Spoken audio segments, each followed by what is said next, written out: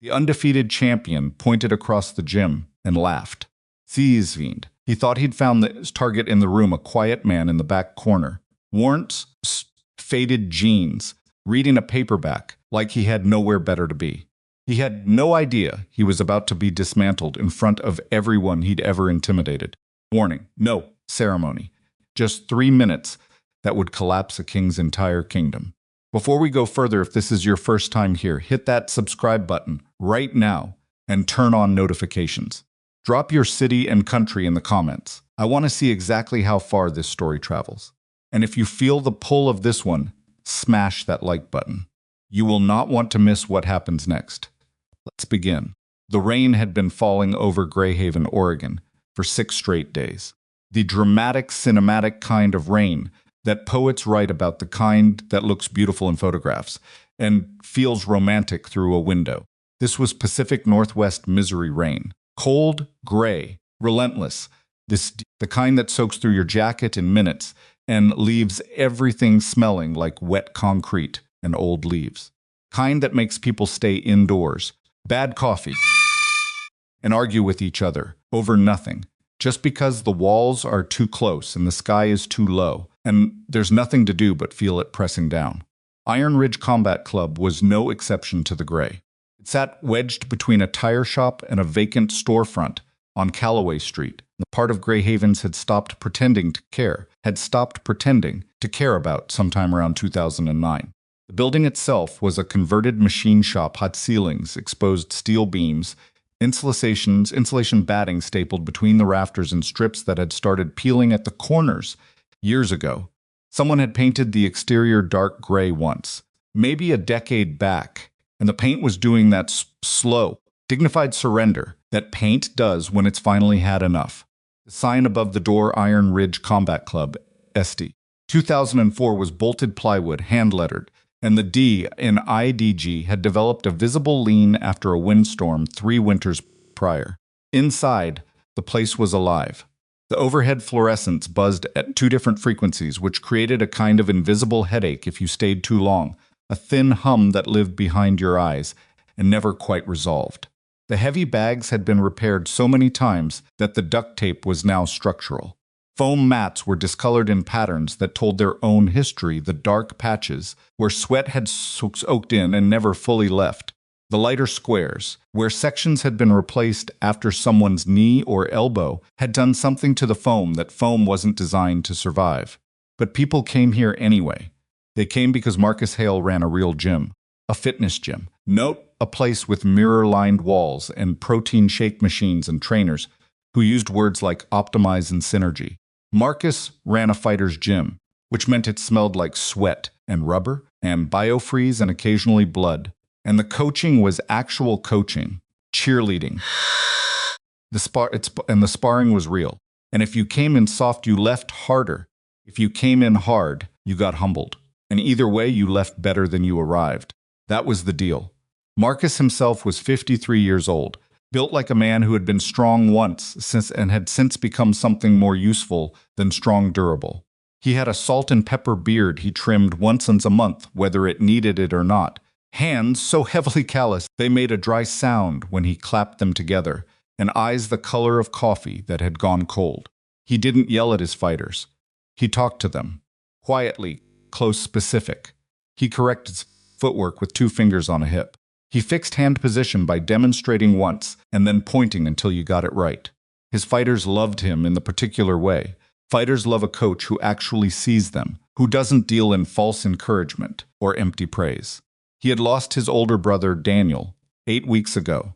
Buddy in the gym brought it up. They were fighters. They processed grief the way fighters process most things, by not stopping moving. It was 7:43 on a Thursday evening when Derek Vance started his performance. He always performed. That was the word Marcus used privately, in his head, when he watched Derek work. Train, not prepare. Perform.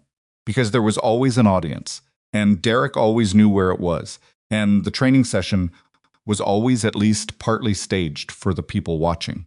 26, Derek was the regional middleweight champion of the Pacific Northwest Circuit. That title, this larger landscape of combat sports, something, not everything, but something real. He had legitimate skills. That was important to understand about Derek Vance, because it would be too easy to dismiss him as simply a bully with good cardio. He wasn't. He had a sharp left jab that he could throw from 3 different distances and make each one look identical until the last foot of travel.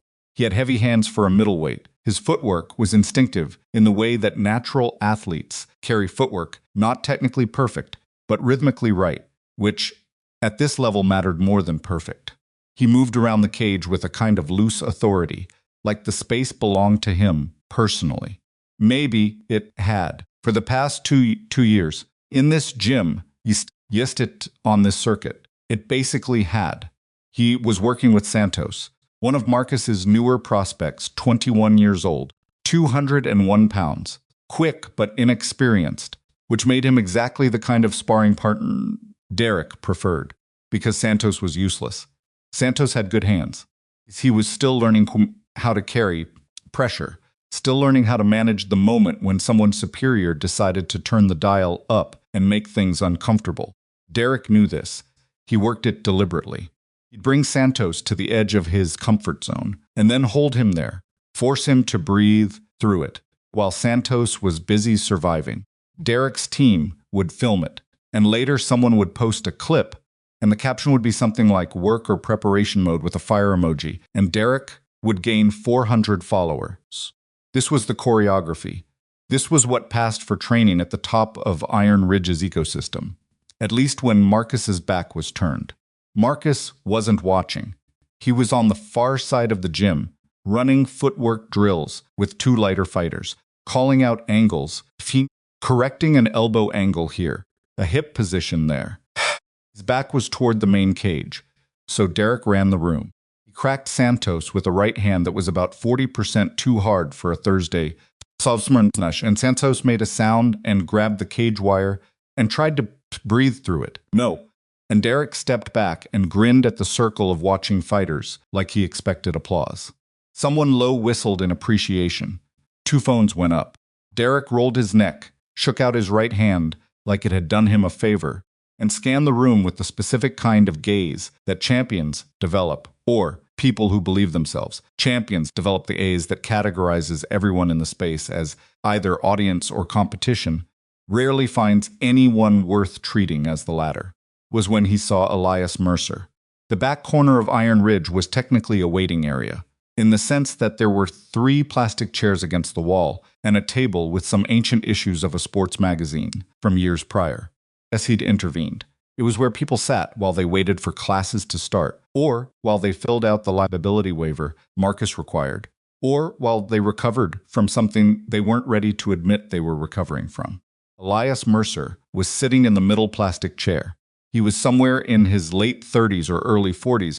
It was difficult to place him precisely because his face carried that particular quality that some people develop, where age registers less in lines and more in density, weight behind the eyes, in the way the stillness around them feels earned rather than passive.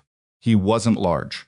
5'11", maybe 6 feet, lean rather than massive, the kind of build that doesn't announce itself. He was wearing dark jeans, work boots with dried mud along the welt, a plain gray long-sleeve shirt with the cuffs pushed up to his forearms, and a canvas military surplus jacket folded over the empty chair beside him. He was reading a paperback. The cover was bent back. The spine cracked along 3 separate points a book that had been read before, possibly more than once. He was somewhere in the middle of it. And he wasn't pretending to read while actually watching the room the way people do when they're nervous or performing casual. He was actually reading, eyes tracking, left to right, occasionally pausing, occasionally going back a line. Coffee, from whatever gas station or drive-thru he'd passed. On the way here, was sitting on the floor beside the chair's left leg, steam barely rising from it now. He had been there for at least 20 minutes, and nobody, not one person in the gym, had gone over to talk to him. This happened sometimes. New people came in, sat in the back, waited for Marcus to notice them, and come over and start the conversation. It was the standard entry procedure for anyone who hadn't been here before. You didn't just walk up and start wrapping your hands. You waited. You watched. You let the room know you understood the protocol. Elias wasn't doing any of that. Exactly. He wasn't waiting for permission. He wasn't watching the room, cataloging who was important, running the social calculus. He was reading a book in a combat gym and appearing to find the book interesting enough that the rest of the room could handle itself. This was, it turned out, deeply offensive to Derek Vance. He noticed the stranger across the space the way a territorial animal notices something that hasn't acknowledged the territory. Santos was carefully working his jaw back into alignment on the far side of the cage. Someone passed him a water bottle. Derek stepped through the cage door and walked toward the back corner, with the loose, rolling gait of someone accustomed to people adjusting their posture when he approaches. Elias didn't look up. Derek stopped 5 feet away. Still nothing. Hey. Derek's voice was pleasantly loud, not aggressive yet, just large. The voice of someone who expected rooms to orient around him. You waiting for someone, Elias? Turned a page. Then he looked up, unhurried, like he was marking where he'd left off with his eyes before committing to the interruption. Marcus, he said. What for? A brief pause, not defensive. Just the pause of someone deciding whether the question earned an answer. Personal business, Elias said. Derek looked at him the way predators look at something that doesn't run. It unsettles them, that stillness. They're built for the chase, and when the prey doesn't flee, the wiring misfires briefly and translates confusion into aggression. Personal business. Derek repeated it with the kind of smile that made it clear he found the formality amusing. He looked back at his crew. Chavez, his training partner, and the person most responsible for maintaining the mythology, was recording on his phone. Must be pretty important business if you drove all the way to Greyhaven, Elias said. You train? Not anymore. Derek tilted his head. He reached out and grabbed the back of the empty chair next to Elias, the one with the jacket on it, and spun it around, sitting on it backwards with his arms over the top rail, the way confident people sit in chairs in movies. It was a chess move. He was claiming the square without being invited. You look like you might have, once upon a time. Something about the way you sit. Elias looked at him for a moment, not with hostility, more like someone identifying what subspecies of person they were dealing with. Long time ago, Elias said. Army? Derek glanced at the jacket. Elias said, no kidding. Derek grinned. A fence, man, but you don't exactly look. I'm not here to fight, friend. Did I say anything about fighting? Derek spread his hands, playing innocent for the phones. You were about to. A silence settled over that specific corner of the gym. Two of Derek's crew, who had drifted closer, exchanged a quick glance. Because they thought Elias was a threat, they didn't. Not yet. Not for a single second, but because the response had been so flat and precise that it had removed Derek's ability to deny the obvious, and that didn't usually happen without consequences. Derek's jaw shifted. He reset the grin. I was just going to say, he continued, that we've got open mat time if you want to shake the rust off. Pressure. See if you remember anything from your Navy days. He put a light emphasis on Navy days, not enough to be called out on, but enough to be felt. Elias closed the paperback. He placed it on the folded jacket with a kind of careful deliberateness, like he was putting something important down somewhere safe. I'm fine, he said. Thank you. He picked up his coffee and took a sip. His expression didn't change. Derek stared at him for a long 3 seconds. Then he stood up, set the chair back, and walked away. From a distance, it looked like the conversation had simply ended a minor exchange, forgotten immediately. The kind of brief social friction that gyms occasionally produced and then absorbed without mark. But Derek wasn't finished. He was recalibrating. 40 minutes passed. Marcus still hadn't come to the back corner, which wasn't unusual when he was run drills. He could get absorbed in specifics for an hour without surfacing. The gym continued, its Thursday evening rhythm around Elias, the thud of gloves on pads, the rhythmic slap of a jump rope against rubber matting, the occasional sharp crack of a heavy bag that someone had really committed to, the murmur of coaching notes and the grunts of response. Elias had finished his book.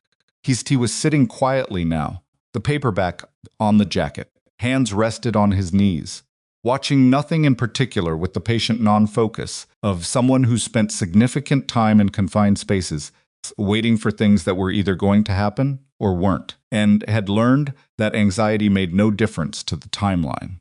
Derek's voice rose above the room's ambient noise. It was louder than necessary, deliberately calibrated to carry. What I noticed? He was talking to Chavez, but projecting to the room. He was standing near the center cage, unwrapping one of his hand wraps and rewinding it. Military guys who come into gyms always sit in the corner. Every time. Like they're guarding something. He laughed. It was a sharp, performative laugh. No offense to our veteran back there. The way he said veteran turned it into air quotes. Made it a costume, not a service. Two things happened simultaneously.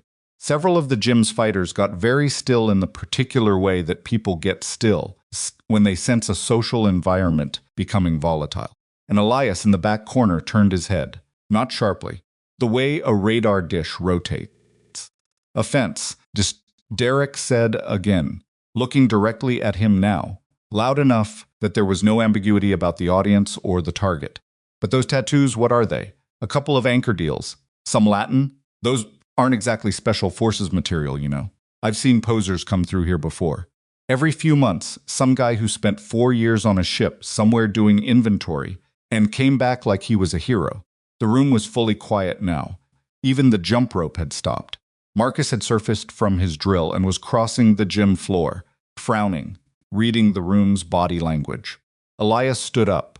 He stood the way someone stands when they don't need the movement to mean anything, simply unfolded to his full height, neither hurried nor slow, and reached down to pick up the duffel bag from under the chair. He looped it over one shoulder. He was leaving. That was what it looked like. Just leaving, Derek called. Marcus said, "Derek, I'm just asking," Derek said, not breaking eye contact with Elias across the gym. "I'm being friendly." I offered him mat time and he turned it down. He's leaving because his feelings are hurt. Nothing wrong with that. Everyone's a fighter. Elias had already taken 3 steps toward the exit. He stopped. He didn't turn immediately. He stood still for a moment, and in that moment you could see something happen across his shoulders. Not a tension exactly, more like a settling. The way a structure settles when the load finally comes down on it fully, and it recognizes the weight and decides whether to hold. He turned around. The left sleeve of his gray shirt had shifted during the shoulder roll of picking up the bag. 2 ran along the inside of his left forearm. Anchors, not Latin, a trident. Bone pale and black ink, detailed, the tines rendered in clean lines, and below it, small and precise, a set of block numbers that people in certain circles would recognize and others wouldn't. It wasn't decorative. Marcus saw it from across the room. And Marcus's entire expression changed. Derek didn't notice Marcus. He was watching Elias walk back toward the center of the gym, bag still over his shoulder, steps unhurried.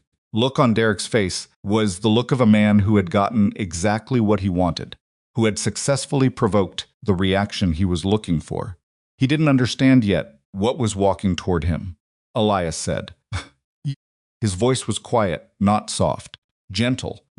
Just quiet, the way things that don't need volume are quiet. 3 minutes. Derek spread his hands. $5,000. A beat. Then why? Derek asked. Elias looked at him for a moment. Actually looked at him. In the way that made you aware of being observed rather than simply seen. Because Elias said you need it.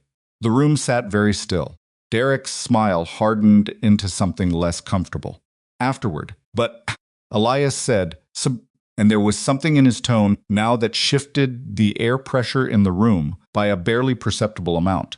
"You stop doing this, Deans. To Marcus's people. To anyone in here," he paused. "You find out what this gym is actually for." Derek looked at his crew. Chavez was filming. The phones were up. The crowd had thickened as fighters from other areas of the gym drifted closer. An audience. Derek was never going to say no in front of an audience. "Deal," he said. Marcus stepped forward. "Nobody's going in that cage." Marcus, Elias looked at him. Something passed between them, quiet and private, and over in a second. "It's all right." Marcus closed his mouth. He looked at the tattoo on Elias's forearm. He stepped back.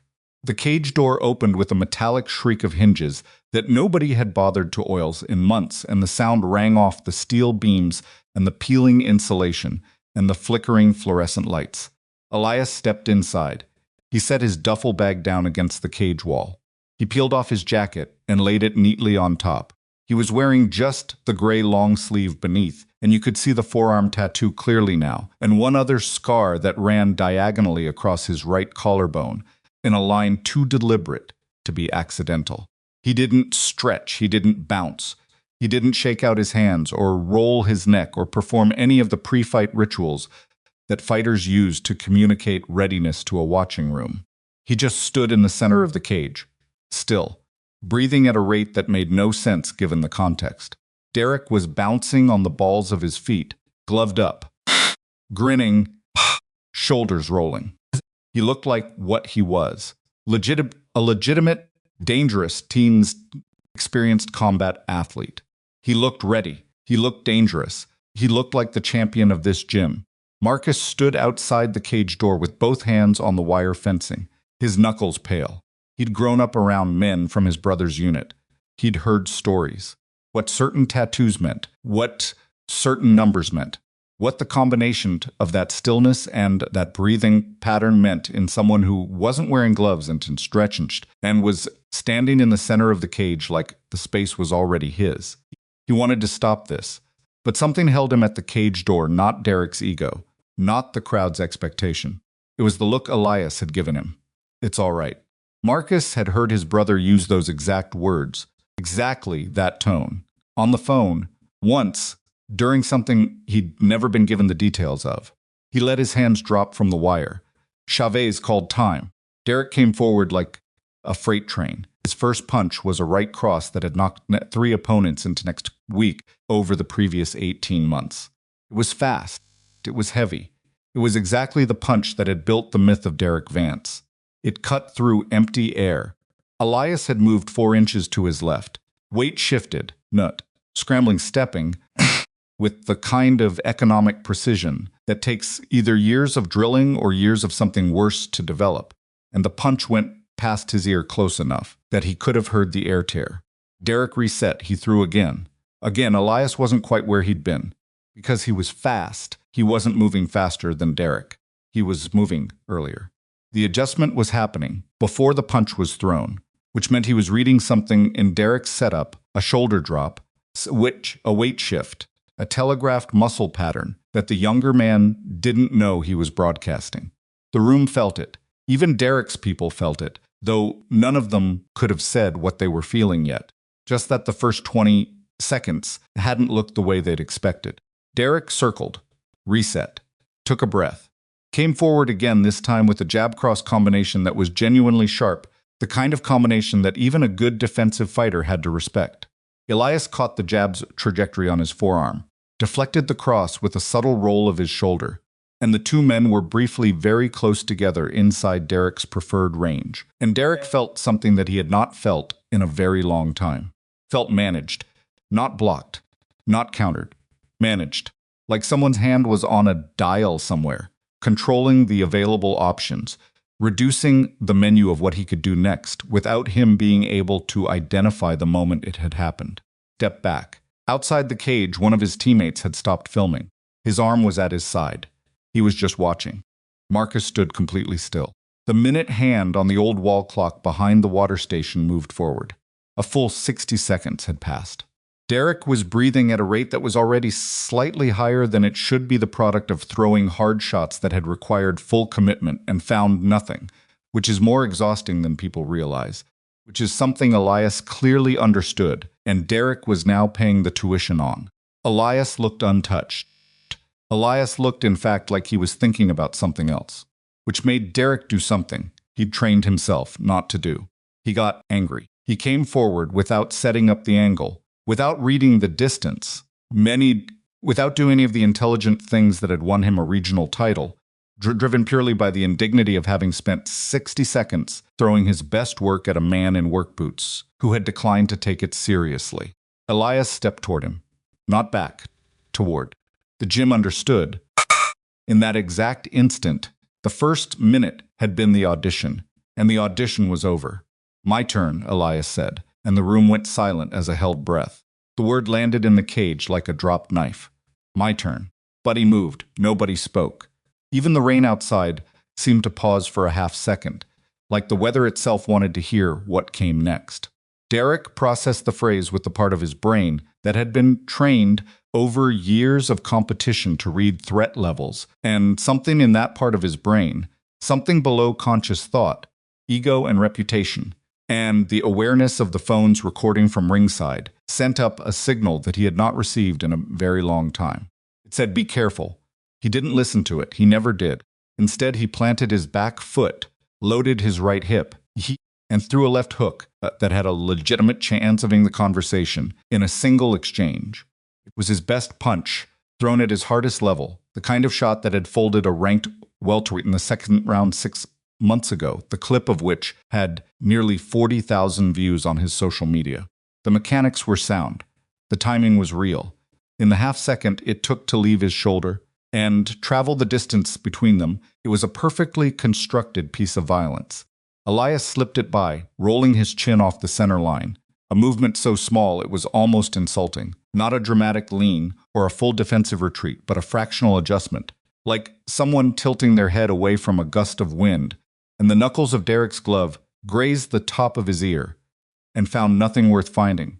The miss cost Derek his balance by 4 degrees. 4 degrees sounds like nothing. In a cage against someone who understood angles, 4 degrees was a door left open. Elias stepped through it. He didn't throw a punch. What he did was harder to explain and harder to defend against.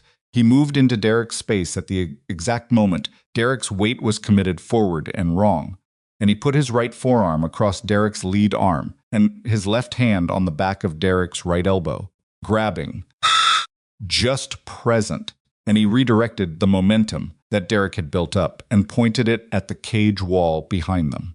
Derek felt himself moving in a direction he hadn't chosen, being thrown, being swept, just guided, the way water gets guided by a change in terrain, following the path of least resistance, because the path of least resistance had been arranged for him without his awareness.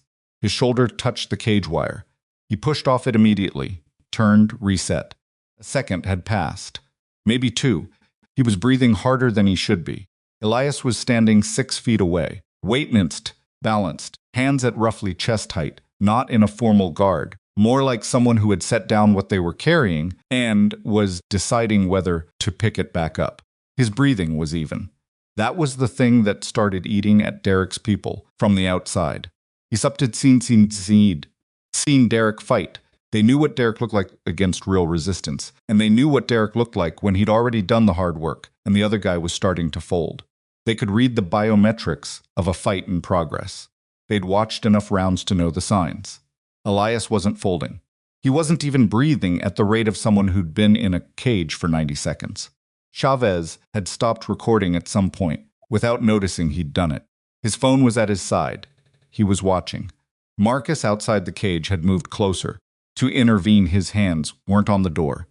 He was just standing closer, the way a person's closer to a fire, not because they're cold, but because something about it demands proximity. Derek shook out his right hand. He reset his stance. He looked at Elias across the 6 feet of scuffed rubber mat and did something that his talent and his record and his 2 years of uninterrupted success in this gym had never required him to do before.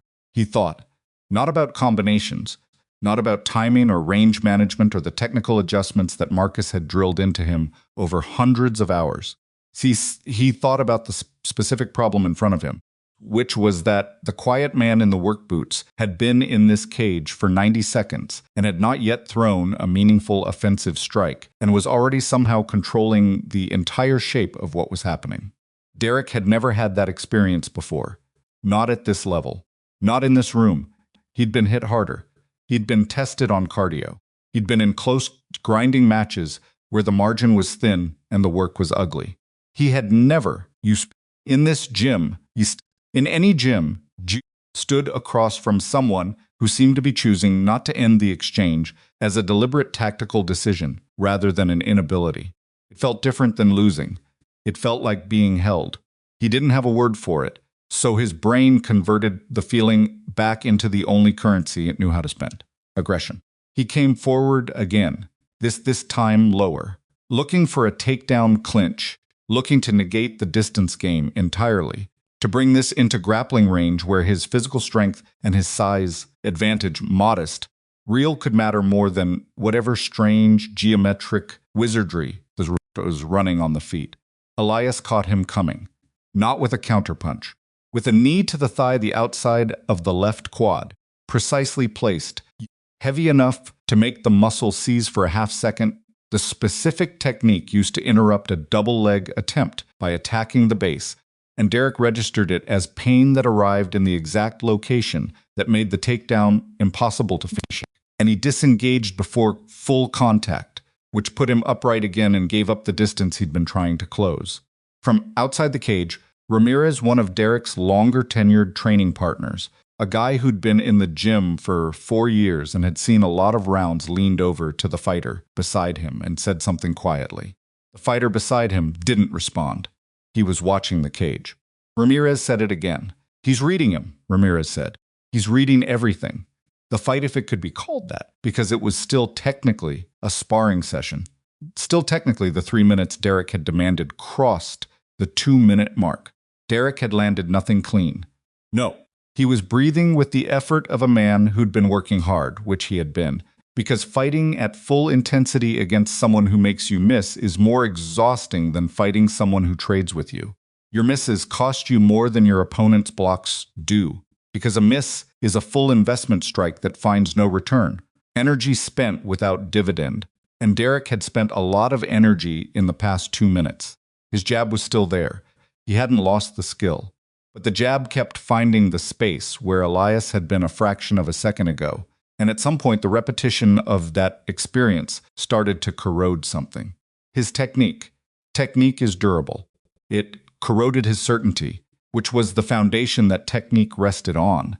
And without certainty, the technique started operating on reduced power, because the mechanics had changed, but because the belief behind them had developed a hairline fracture. Elias saw it. The exact moment, the exact punch where Derek's weight distribution was 96% commitment, instead of 100 was visible to him. The way notes on a page are visible to someone who can read music, because he was supernatural, because he had spent 12 years where reading the micro of years in environments, another intention in another person's body, was a survival skill, not a competitive advantage. He stepped forward. Derek reacted to the forward movement the way every fighter's instinct reacts to an advancing opponent. He threw, because you throw when they close, because a moving target is harder to hit, because aggression answered. With aggression is the default program. Elias was inside the punch before it was finished. His right hand went to Derek's left wrist, not grabbing, just redirecting, and his left forearm pressed across Derek's chest at an angle. Elias's hip dropped and rotated, and Derek felt his own forward momentum become a problem he couldn't solve while it was happening. And the mat came up faster than physics usually allowed, and he hit it on his back with the particular quality of impact that tells you immediately whether something is wrong with your spine or whether you've just been put down clean. Nothing broken. Pride excluded. Elias was already beside him on the mat, on top of him in the mount position, not in the dominant posture that would have been the obvious choice. Beside him, some lateral position, Yair extended, with Derek's right arm weight distributed across the shoulder joint in the specific configuration that communicated, without requiring any additional demonstration, that the arm could be compromised from here with the application of about 30 pounds of controlled pressure. Derek knew what the position was. He knew what it meant. He lay on the mat and stared at the fluorescent lights above him and breathed. 2-minute and 40-second mark passed somewhere in there. 50 seconds left on the 3 minutes Derek had demanded. He didn't move, not because he couldn't in an actual match. He would have worked the escape, would have bridged and shrimped and gotten to his side and fought the grip. He had the training for it. He had the strength for it. He might have gotten out. But this wasn't an actual match. And something about the position, about the quality of the control, the fact that there was no wasted force in it. Elias wasn't muscling the lock, wasn't grinding down on him, was simply present in the position with the complete efficiency of someone for whom This was not impressive or difficult, but simply correct something about that communicated a ceiling that Derek couldn't quite see the top of. Tapped the mat with his left hand. Once. Twice. The sound was small in the big gym. Marcus at the cage door called it. Stop. His voice was flat and deliberate, the voice he used when a situation required management rather than emotion. Elias released the arm. He stood up without using Derek's body as a brace, without making it theatrical, without doing anything that could be read as triumph. He stepped back and found his feet and stood in the center of the mat and waited. Derek rolled to his side, got to his knees, got to his feet. He didn't look at his crew. He didn't look at the phones. He intervened. He stood facing the center of the cage with his hands on his hips and his chest working in the regional middleweight championship of the Pacific Northwest Circuit, sitting somewhere behind his breastbone, feeling, for the first time since he'd won it, like a small thing. The gym was quiet in a specific way, not the quiet of an empty room. Quiet of a full room that has agreed, collectively, discussion, to hold still. Cage door opened. Elias picked up his duffel bag from against the wall. He picked up his canvas jacket. He looped the bag over one shoulder. He was 3 steps from the cage exit when Derek's voice came. Not a question, exactly. More like someone had opened their mouth intending to say something complete, and what came out instead was the single word that everything else had collapsed into. Elias stopped. He didn't turn around immediately. He stood with his back to Derek and let the word sit for a moment. Then he turned. Derek was still in the center of the cage. He'd taken his gloves off, pulled the Velcro loose with his teeth during the few seconds Elias's back was turned. The way fighters do when their hands are shaking too slightly to deal with the clasp properly, but they don't want anyone to see the shaking. How what? Elias said. Derek looked at him. How did you know before? The knee. He stopped. I felt you reading it. Every time. How do you read it that fast? The room leaned in. Elias considered the question. You could see him deciding how much of an answer to give, not being evasive, but doing the honest calculation of what would be useful versus what would simply be information. You telegraph from your right shoulder, Elias said. Every combination that starts right side, the shoulder drops about a 1/4 inch before anything else moves. You've been doing it since the first 10 seconds. Derek stared at him. It's not a bad habit, Elias said. It's just consistent. Consistent means readable. He paused. Your left side is cleaner. If you'd gone left twice as often in the second minute, it would have been a different conversation. Silence. That's it, Derek said. There was other stuff. But that's the stuff that matters this week. Derek absorbed that. This week. The implication being that the list of things that mattered would have a different answer next week. The week after, the process of reducing the list was the actual work that never really concluded. Marcus had come inside the cage. He was standing near the cage door, and the expression on his face was something that existed between professional concern and something older and heavier, something that had nothing to do with the sparring session and everything to do with why Elias Mercer had come to Greyhaven, Oregon on a rainy Thursday in the first place. He cleared his throat. Give us a minute, he said to the room. To Derek specifically, not to Elias, to the room. Most people started moving, drifting back to their respective training areas, conversations beginning in low voices. The gym's ambient noise reinstating itself gradually like a sound system, coming back online after a brief outage. Chavez hung back a few seconds, longer than necessary, before Ramirez put a hand on his arm, and he went. Cage was quiet. Marcus looked at Elias. Elias looked back at him. Derek stood between them, and for the first time in 2 years inside this gym, he felt fondly like he had walked into the middle of something that had nothing to do with him. You need some water, Marcus said, and it took Derek a second to realize it was directed at him. Derek opened his mouth. There's a cooler by the heavy bags, Marcus said. Take a minute. It was said without heat, without dismissal, but with the specific authority of a man who had been in charge of this room for 20 years, and whose authority was not a debate. Derek looked at Elias one more time with something that had shifted from hostility to something more complicated, something that resembled the feeling you get when you've been completely wrong about something. And you know it, but you don't yet know enough to know what you should have understood instead. He went. The cage was quiet. Marcus reached up and rubbed the back of his neck with one hand, a gesture so deeply habitual that it had worn a specific line into the muscle there. He looked at the mat. He looked at the cage wire. He looked at the overhead lights. Daniel told me about a guy, Marcus said. Told me about him maybe 6-7 years ago. Said there was one guy on the team that nobody could get a read on. Said he didn't talk much and didn't drink, and he'd beat everybody on the team at chess even when he was concussed, which Daniel thought was the funniest thing in the world. He paused. He said the guy was from Oregon, small town near the coast. Elias set his duffel bag down on the mat again. He sat down on it, cross-legged, the way someone sits when they're prepared to stay. Greyhaven's not near the coast, Elias said. Close enough, Marcus said. The rain had come back, or intensified, hard to tell which. The roof of Iron Ridge collected it and amplified it, the percussion against old metal, a constant backdrop that had been there all evening but which became audible again, now that the room had thinned. Talked about you, Elias said. It wasn't a question. Every few months, when he called. Marcus sat down on an equipment crate, just outside the cage door, elbows on his knees.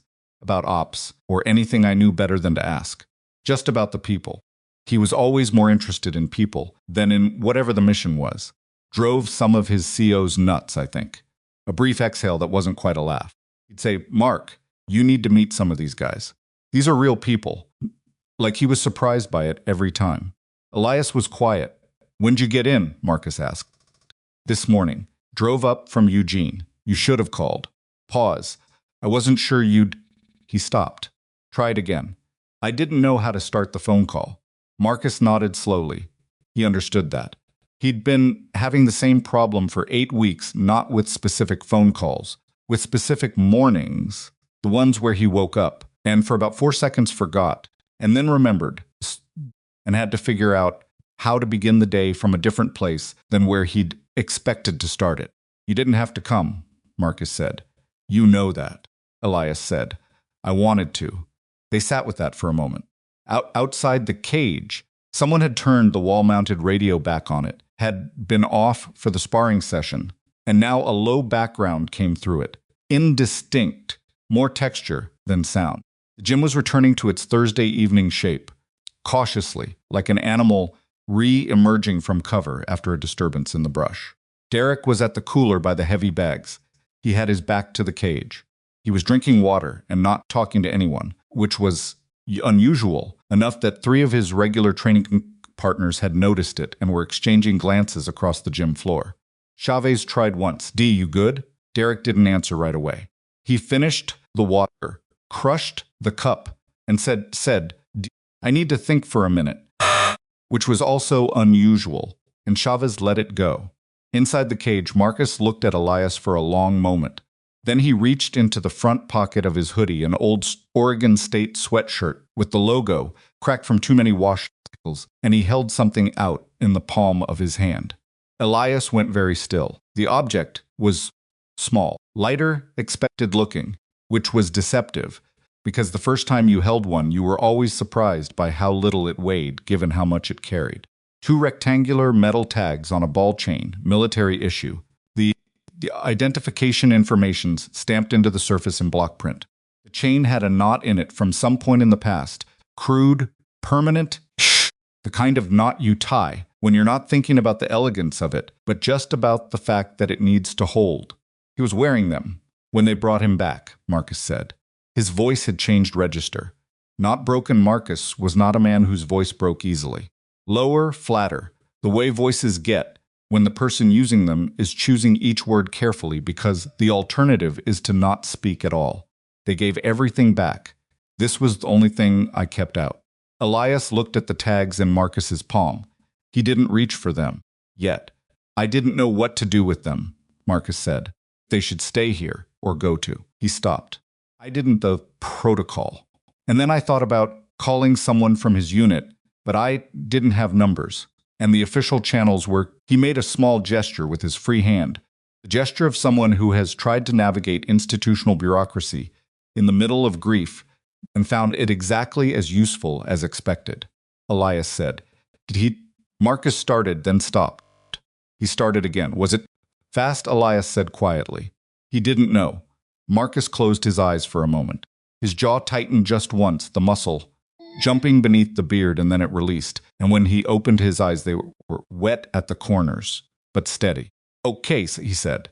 He didn't say anything else for almost a minute. Elias waited. The rain on the roof was the only sound in the cage.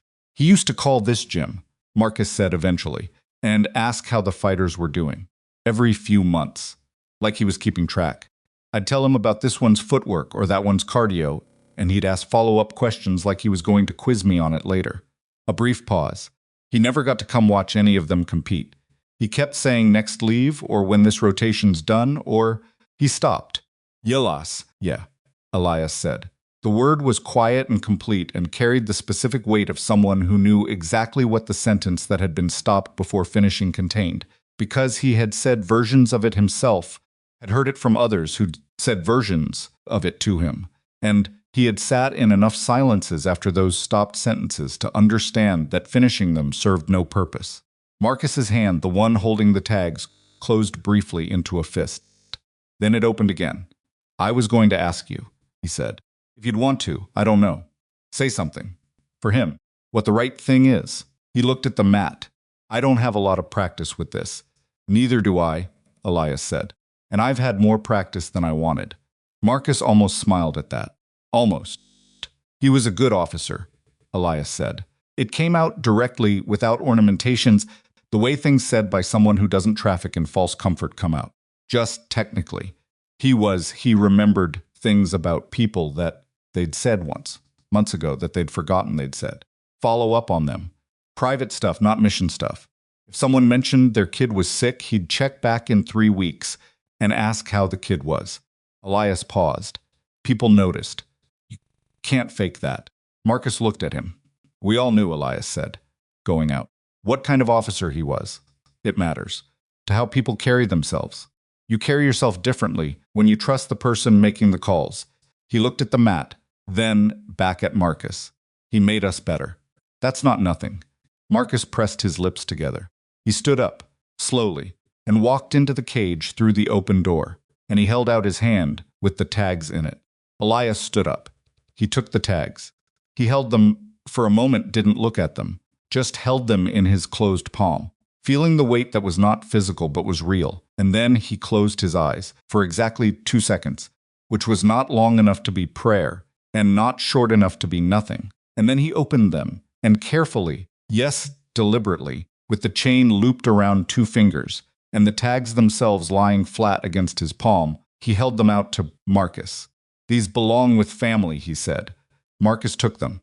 2 men stood in the center of the cage, beneath the flickering fluorescent lights, while the rain hammered the roof, and the gym moved quietly around them, and nobody who was watching from the gym floor, and there were several people watching. No, because rooms always know when something important is happening in them, even when they can't identify, the source said anything, or moved toward them, or did anything, except grant the 2 men the distance that the moment required.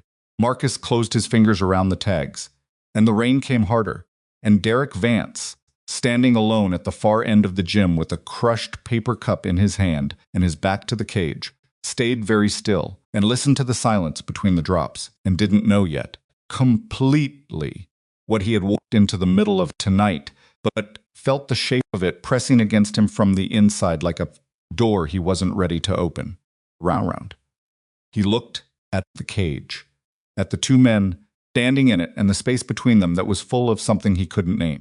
His gloves were hanging from his left hand by the strap. No, and his right hand was empty. And for the first time in longer than he could accurately remember, he had no idea what came next. Derek stood there for a long time.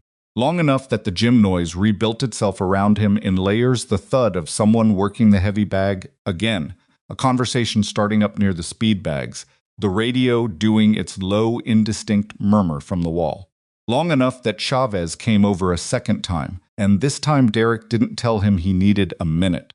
He just stood there and let Chavez stand next to him, and neither of them said anything for a while, which was unusual enough for both of them that it functioned as its own kind of communication. Chavez said, "You want to go?" Derek said, "Not yet." He was still watching the cage. Marcus and Elias had separated. Marcus had stepped outside the cage and was standing with his back against the exterior fencing, the tags in his closed fist, looking at the floor.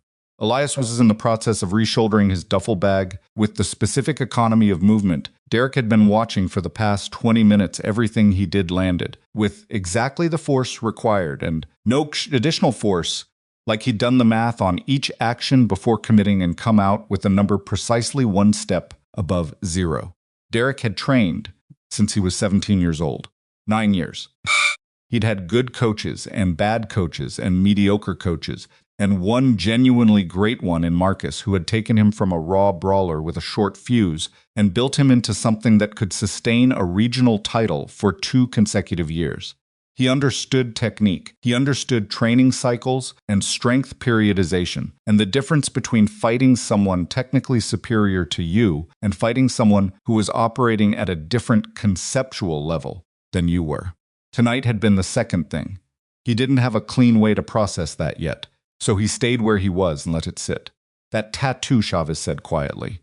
"You know what that is?" "Exactly," does. "Ramirez was Army 6 years. Chavez paused.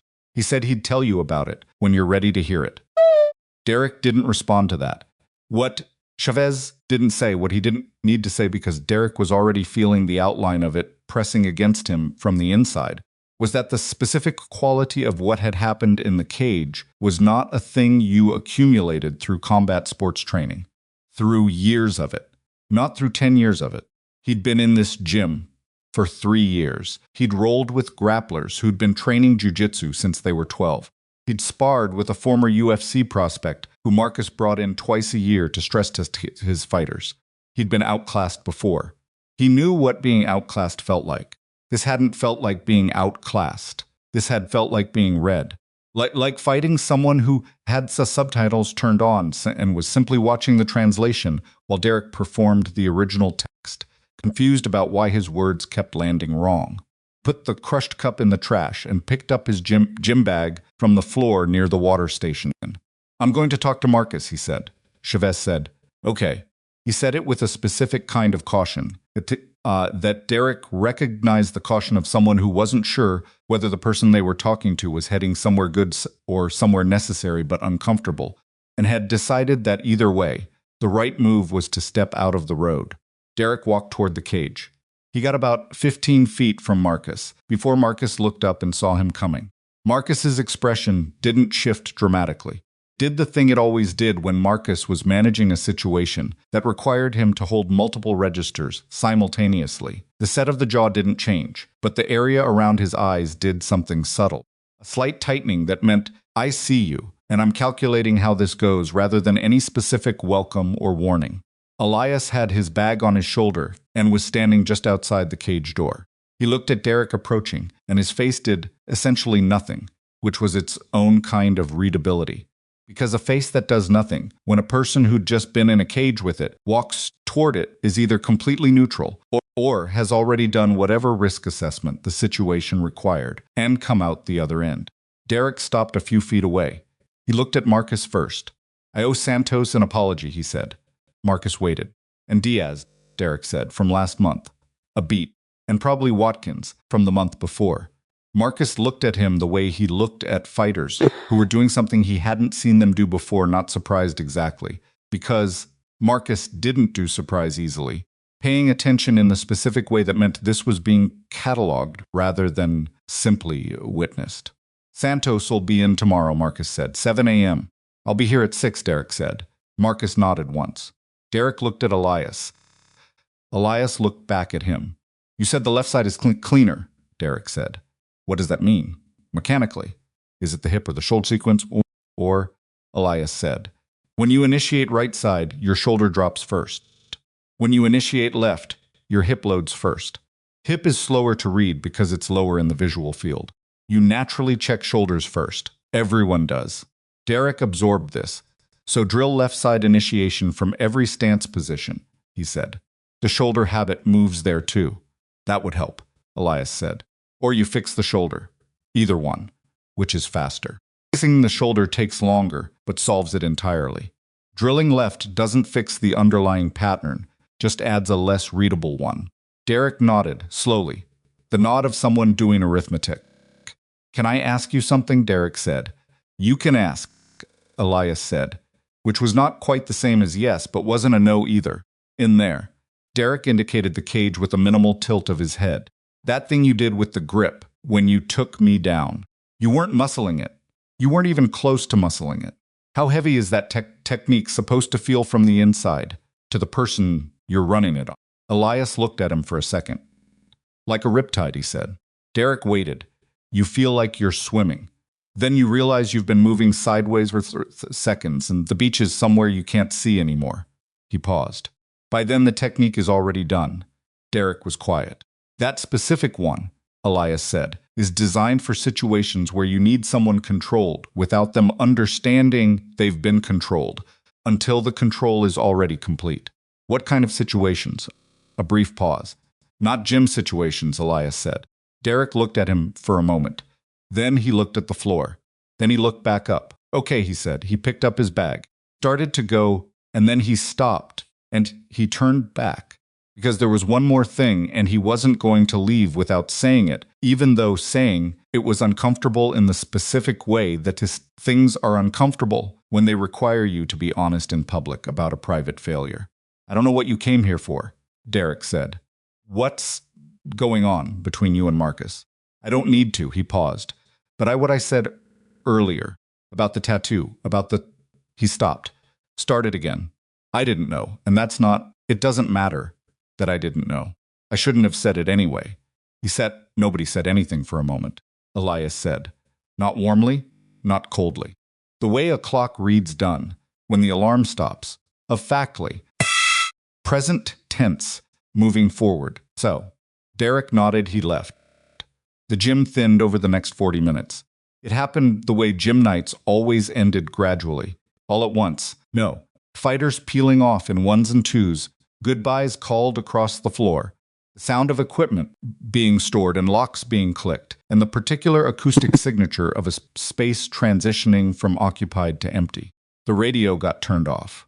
The far-end fluorescents went out in sequence, each section of the gym dimming as the last person in it switched the lights and left, until the only section still lit was the immediate area around the main cage and the front entrance. Marcus was doing the last walkthrough. He always did, checking bag hooks, making sure nothing valuable had been left, the habits of 20 years of closing a space that was his responsibility. Elias hadn't left. He was sitting in the back corner again, in the same middle plastic chair, same position he'd been in 3 hours ago when this all started. He didn't have the paperback out. He was just sitting. Marcus came back from the far end of the gym and stopped near the cage and looked at him. You have somewhere to stay, he said. I've got a motel out on Route 9. That place is terrible. I know. I drove past it and thought, that looks terrible. And then I drove past it again and thought, that's probably where I'm staying. Marcus all smiled. Nearly. Come stay at the house. Marcus, I have a room. Linda's sister is visiting next week, so the room won't be empty for long. But tonight it's empty. He looked at him. Argue with me about this. Elias was quiet for a moment. Okay, he said. Marcus went to the front entrance and started turning off the remaining lights. The dimming space, the cage stood in the center of the room looking exactly like. It always looked 8 panels of chain-link fencing, a rubber mat floor, particular utilitarian geometry of a fighting structure that had no pretense about its purpose. Marcus stood in the entrance doorway for a moment and looked at it before hitting the last switch. He thought about what Elias had said. He remembered things about people. Thought about a phone call, maybe 2 years ago. Daniel calling from somewhere he couldn't identify by the background noise, asking how the young middleweight was coming along. He described Derek's development in detail, the improvement in his left hand, the footwork issue they were working on, the title fight coming up. Daniel had listened and asked specific questions, and then at the end of the call said, sounds like that kid's going to be something, Mark. Let him get in his own way. Marcus turned off the last light. The gym went dark. He stood in the entrance for a moment, listening to the rain. Let him get in his own way. 2 years ago, Marcus went outside and locked the door. Elias's motel on Route 9 ended up abandoned in favor of Marcus's spare room, which was on the second floor of a small house on a street called Birch Court, 3 miles from the gym, and which smelled like cedar and the particular kind of clean that comes from someone who straightens up out of care rather than compulsion. There was a quilt on the bed that had clearly been on that bed, for a long time washed many times, color faded softly from whatever it had originally been. A window that looked out on a yard where a single pine tree stood in the rain. Elias sat on the edge of the bed for a while, after Marcus showed him the room and said good night and went down the hall. Put his duffel on the floor. He took off his boots and set them together by the door. He sat. His hands were on his knees, and he looked at them for a moment, the specific kind of looking, where you're not really examining your hands, but using them as a neutral focal point, while your mind runs its process. He'd been doing that for 8 weeks, looking at things that weren't the thing he was actually seeing. He'd been on leave for 3 weeks. 2 more to go. After that, the sequence of things that followed when a team lost someone, in the field, the administrative processing, the required psych evaluation, the determination of whether the unit was ready to reassign, careful institutional machinery that processed grief without naming it as grief, because naming it made it harder to maintain functional readiness. He'd done all the required things, answered all the questions correctly, not falsely correctly, in the sense that the answers were accurate, while also being strategically selected from the full range of available accurate answers. He'd been doing that for 8 weeks. The only thing on this trip that hadn't been managed was tonight. Walking into Iron Ridge without calling ahead, sitting in the back corner, and waiting, being identified by a loud and talented young man with a big ego and a telegraphed right shoulder, finding himself standing in a cage in work boots and answering the challenge, not because the challenge deserved answering, but because he'd told Derek the truth, in a way. Because you need it. But that was Derek's need, not his reason. His reason had been simpler and harder to justify. He'd needed to be in the room. Needed the specific quality of presence that comes when the stakes are physical and immediate and the task is clear. He'd needed, for 3 minutes, to not be thinking about anything except exactly what was in front of him. He'd needed that more than he'd expected to need it. He lay back on the bed without getting under the quilt and stared at the ceiling. The rain was still going. Down the hall, a light went out. Elias closed his eyes. He slept, which was itself a kind of news. He was up at 5:15 without an alarm. It wasn't discipline, it was just his body. 12 years of early evolution had worked the schedule into something deeper than habit, into the tissue level, the way light changes work on certain plants.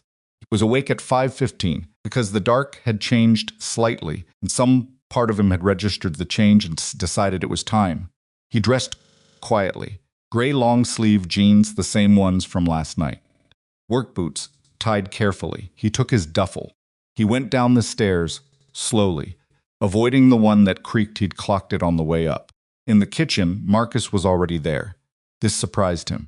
Marcus was standing at the counter with a coffee mug in both hands, dressed in the same Oregon State hoodie from the night before, looking out the window at the dark yard, and the pine tree visible only as a shape against the slightly lighter gray of the pre-dawn sky. "Thought you might slip out early," Marcus said, not turning around. "I was going to leave a note, I figured." Marcus reached over and pushed a second mug across the counter. It was already poured. Cream's in the fridge. Elias put his duffel down by the kitchen door and got the cream, and poured a modest amount and picked up the mug and stood next to Marcus at the window.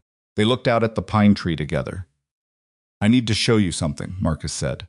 He set down his mug and went to the small table in the corner of the kitchen, where there was a cardboard box, medium-sized, the kind of box-moving companies sell by the flat, sealed with packing tape.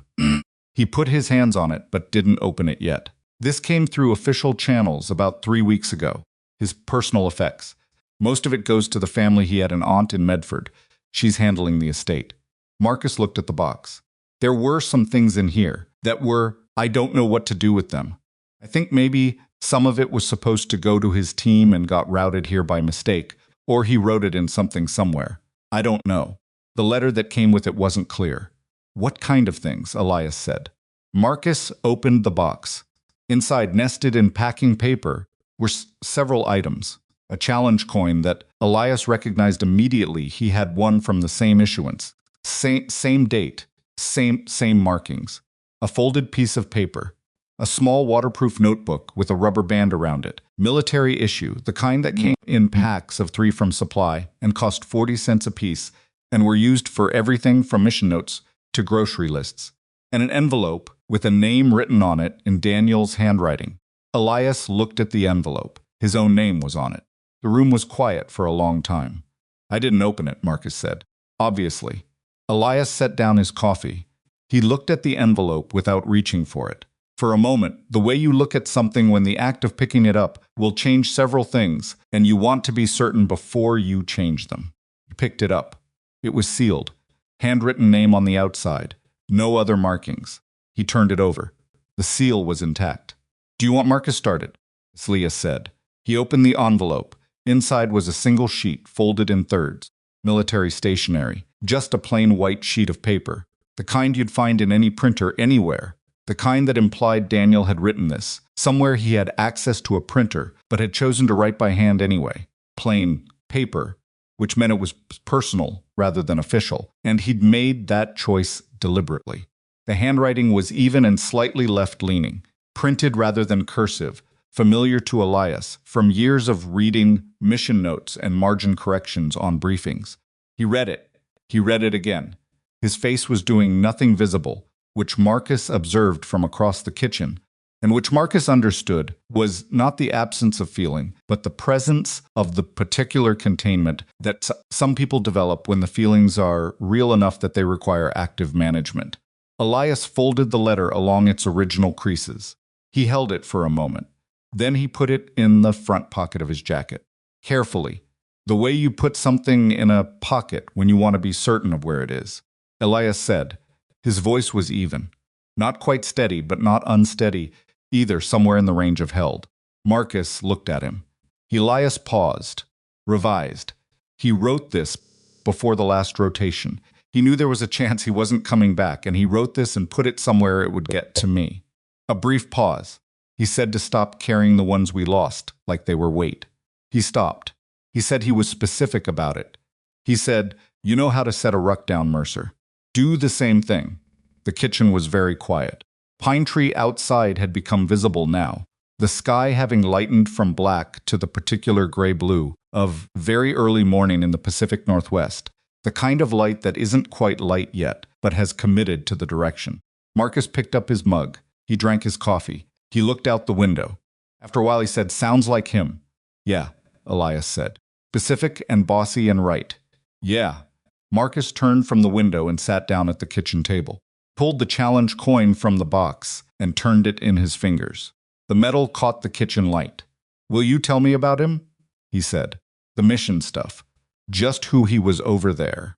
What he was like when you were out." Elias sat down across from him. He wrapped both hands around the coffee mug. He thought about it, not about whether to answer, but about how to begin, to select from the full inventory of 12 years the things that would be true in a way that was useful to a brother sitting at a kitchen table at 5:30 in the morning with a cardboard box in the corner and rain on the window. He was funny, Elias said. People don't always expect that. They think serious officer, serious person. But he had a slight pause, something close to a smile moving briefly at the corner of his mouth. He had this very dry thing, where he'd say something completely deadpan, in the middle of something terrible, and for a second, you wouldn't know if you were allowed to laugh. And then you'd look at him, and there'd be this tiny thing, just in the corner of his eyes. He stopped, started again. We were pinned down outside a village about 4 years ago, waiting for a situation to resolve. It was hot. It was boring. It was uncomfortable. Everybody was tense. Daniel was on the radio, and he's handling the logistics of what's happening. Completely professional. Then he clicks off the radio, and without changing his tone at all, he says, "This reminds me of the DMV." And I don't know why. That broke all of us, but it did. Every guy in that position just lost it for about 30 seconds. Marcus was looking at him. That was him, Elias said, was the actual person. The rest of it, the competence, the tactical stuff, all of it that was real. But it was built on top of that person. The one who noticed that the DMV analogy was accurate and said it out loud at the exact right moment. Marcus laughed. Not a big laugh. A small one, from somewhere real, the kind that doesn't last long but arrives genuinely. He told me once, Marcus said, that patience was just boredom with better marketing. Elias looked at him. That's him, Elias said. They sat at the kitchen table and drank their coffee while the morning came up outside, and the rain, for the first time in 6 days, finally started to thin. 7:15, Elias said he needed to get moving. He had a drive back to Eugene, and from Eugene a flight the following morning to begin the re-entry process, and the civilian infrastructure of airports and check-ins and security lines was something he'd learned required scheduling lead time, or things went sideways in small annoying ways. Marcus drove him to the motel on Route 9 to get his rental car. They didn't talk much. In the truck, it was the kind of quiet that doesn't need filling. When they pulled into the motel lot, Elias got out and got his duffel and stood by the passenger door. Marcus had come around the front of the truck. They stood in the thin morning rain, genuinely thin now, the kind of rain that was almost mist, that you could stand in without immediately feeling wet. Marcus held out his hand. Elias took it. They shook hands the way people who have been through something together shake hands, a full grip, held for a moment past what a casual handshake holds. Thank you for coming, Marcus said. Elias nodded. He would have been glad it was you, Marcus said. Bringing them back. He stopped, recalibrated. It would have mattered to him that it was you specifically. Elias's jaw tightened for a brief moment. I know, he said. Picked up his bag. He started toward the motel entrance, then turned around one more time. That kid, said Derek. Marcus raised an eyebrow slightly. He's going to be better than he's been, Elias said. That's probably not useful information. But it's true. He's got the right foundation. He just needs... He paused, searching for it. He needs to want the right thing for the right reason. And I think he might be there. Or close. Marcus looked at him. He had that look, Elias said, by the water cooler. That look of someone who's just understood something that they wish they'd understood a lot sooner. He paused. I've seen it a lot. It's a good look.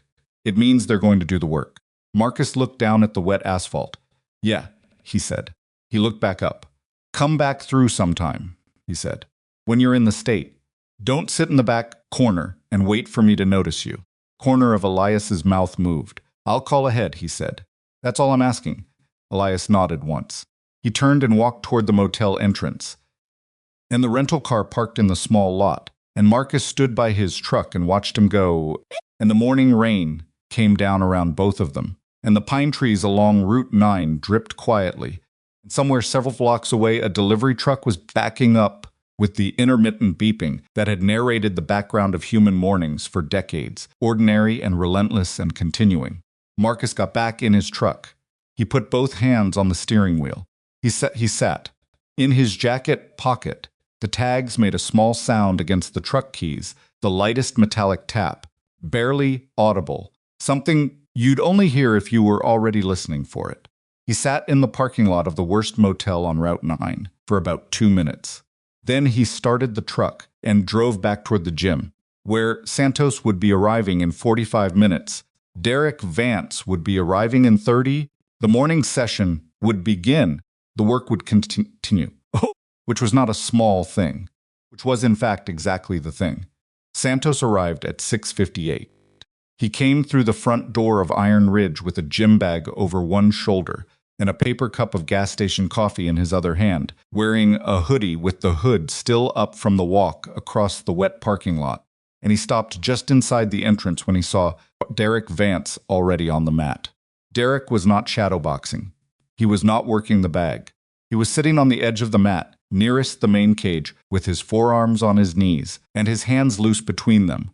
He was looking at the floor in the specific way that people look at floors, when they are not actually interested in the floor, but need somewhere to put their eyes while they wait for something difficult. Santos stood in the entrance for a moment. He pulled his hood down. His left cheekbone still carried a faint yellowing, at the edge 4 days old. From the right hand, Derek had thrown 30% too hard on Thursday. Color was fading but still visible under the fluorescent lights, the particular gradient of a bruise in its late stages, yellow-green at the periphery, fading toward the skin's normal tone. Derek looked up. He looked at the cheekbone. He stood up. "Santos," he said.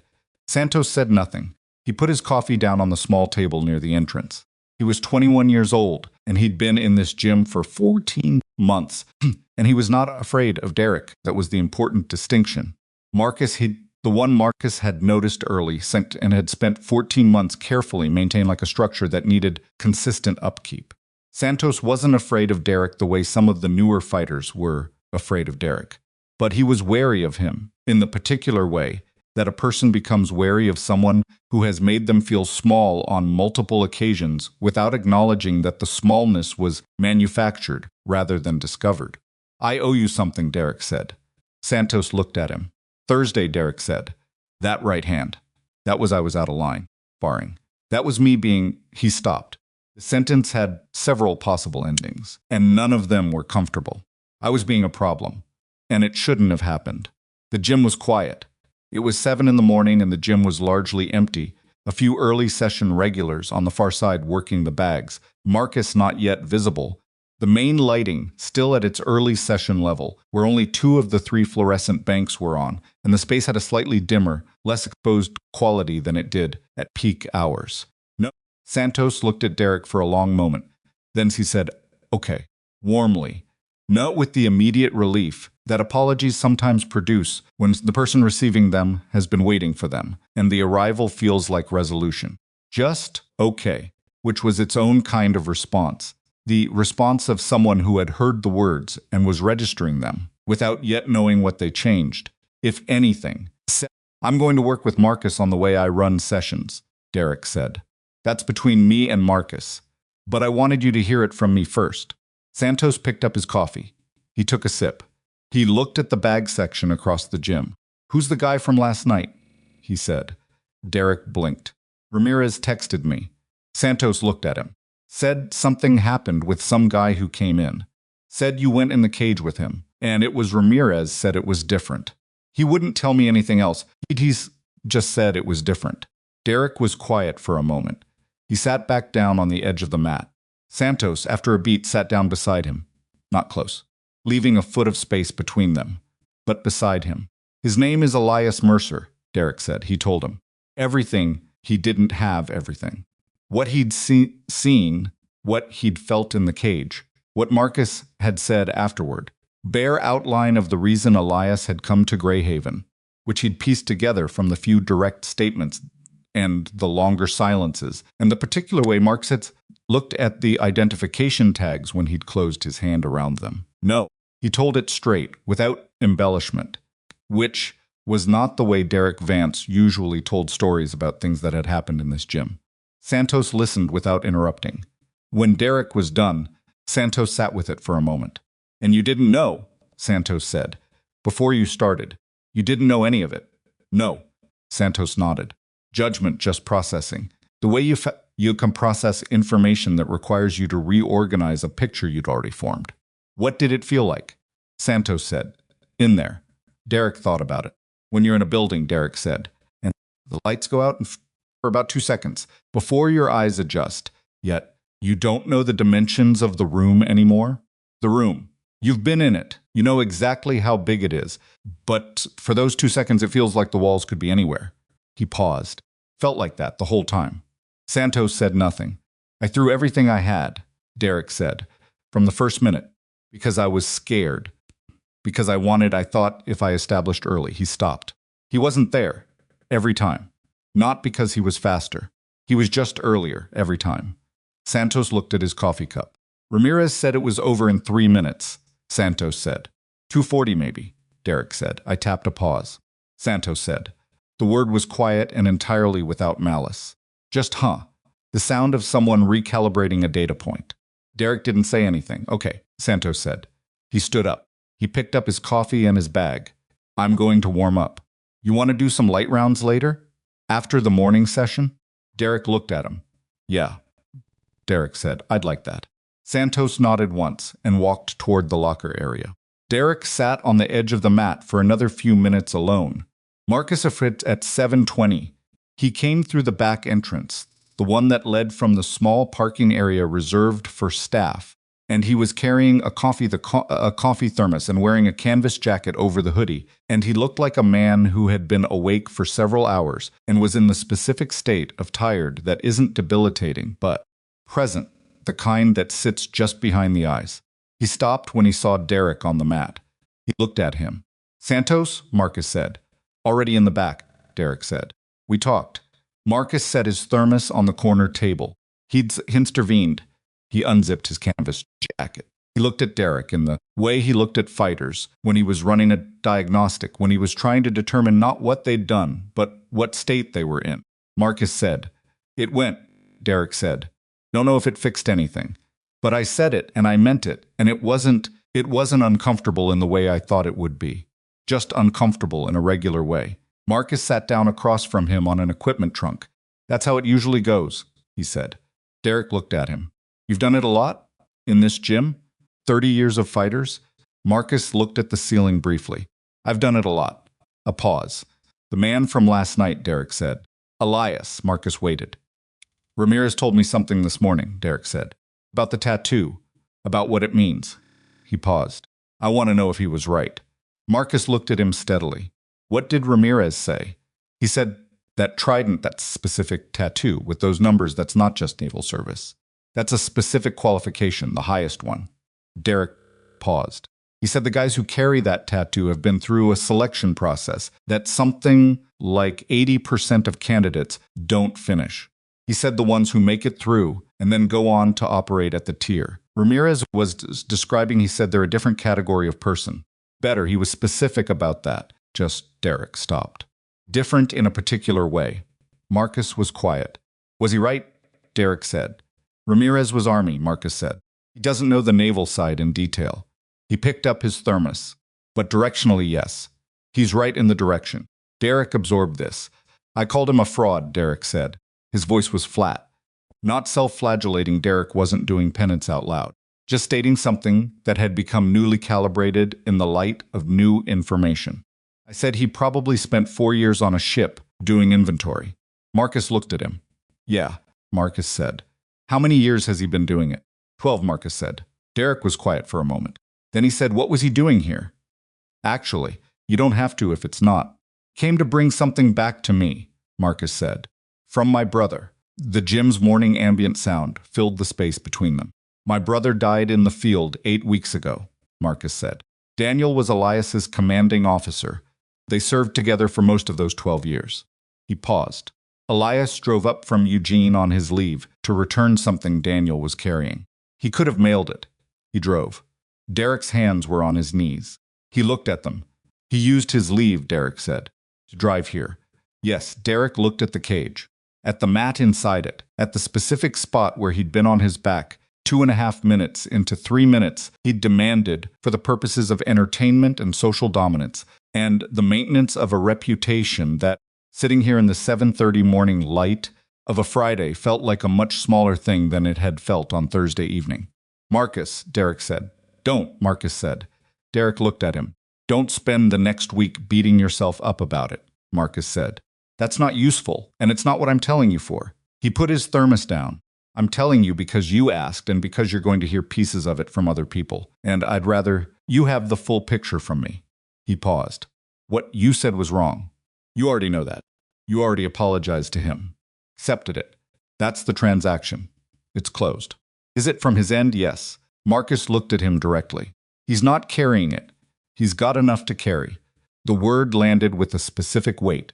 Derek nodded. "What do I do with it?" Derek said, not rhetorically. An actual question, direct, the kind of question that Derek Vance, in Derek's estimation, had not asked in a very long time, the kind that admitted the asker didn't know the answer and needed one. Marcus picked up his thermos again. He looked at the cage. "You train," he said. "You train right. You treat the people in this gym the way they deserve to be treated. You use the talent you have for something worth using it for." He paused. "And when you fight clean. Not because somebody's watching." Derek was quiet. "That's it?" Derek said. That's everything, Marcus said. It sounds simple. It isn't. He stood up. Go warm up, he said. We've got a full morning. The morning session ran until 10:45. It was different. Not dramatically different. The drills were the same drills. The sequences Marcus ran were variations on sequences he'd been running for 20 years. The coaching cues were the same language. But the atmosphere in the gym carried something that hadn't been in it the previous day or the day before that. Something that had no precise name, but that showed up in specific behaviors. Way people gave each other more space in the warm-up. In the way the sparring rounds were cleaner. In the way corrections were received without the particular defensive bristling that sometimes showed up when a fighter felt the correction was pointed. Derek worked with Marcus for 40 minutes on left side initiation. It was not fun. Left side initiation from every stance position. At half speed, then 3/4 speed. Marcus watching the shoulder, calling it every single time the habit showed up. It showed up constantly. This was not a surprise. Bad habits don't dissolve in 24 hours, and Marcus knew that, and Derek knew that, but the knowing didn't make the repetition less tedious. By the 15th correction, Derek said, I can feel it now. When it happens, I couldn't feel it yesterday. Good, Marcus said. Feeling it is step 1. Stopping it before it happens is step 50. We're on step 1. Great, Derek said. It's exactly as great as it sounds, Marcus said, and turned to call the next rep. At some point during the mid-morning, Chavez arrived. He hadn't been at the 7 a.m. session, which itself was a departure from his usual schedule. He came in, skipped around the gym, observed Derek running footwork corrections, with Marcus in the far corner, and did something Chavez rarely did. He'd went directly to find his own training partner and got to work without making his arrival a social event. Ramirez, watching from the sideline while his shoulder rested between rounds, clocked this and nodded slightly to himself. Santos and Derek did 4 light rounds at 10:30. They were genuinely light, not the performative lightness that sometimes substituted for actual restraint, where light means I'm not going to knock you out, but I'm going to make sure you know I could. Actually light, technical, exploratory, the kind of sparring where the point is information rather than dominance. Santos landed a right cross in the 3rd round that caught Derek's chin cleaner than anything had caught it in months. And Derek's head moved with it, and he circled away and reset and came back with a jab to maintain range and said nothing. Commentary. Explanation. Just continued. After the rounds, they bumped gloves. Your cross is better than I remembered, Derek said. You usually don't let me set it up, Santos said. Pause. Yeah, Derek said. Santos started unlacing his gloves. Next Thursday? I'll be here, Derek said. Clip appeared online at 11:17 a.m. Chavez had not posted it. To his credit, Chavez had deleted the footage from the cage session without being asked, an act of judgment that he would not advertise, but which Marcus would eventually hear about, through the gym's second-hand information ecosystem, and which he would file away as a data point in his ongoing assessment of Chavez's character. Someone else had posted it. A gym regular named Petrov, 23 years old, trained 3 times a week. Yes, he'd owned competitive aspirations that had not yet matured into competitive results. Been filming on his phone from the second row of the small crowd that had formed during the session. He'd gotten maybe 90 seconds of footage from the point where Elias had said, my turn through the tap and the release. The angle was oblique, from roughly the 4 o'clock position relative to the cage. The lighting made the image somewhat grainy, but the content was clear enough. He'd posted it to a combat sports forum. The caption was, anyone know who this guy is? Showed up at Iron Ridge last night and handled our champ in 3 min. Gloves, work boots, nobody knows him.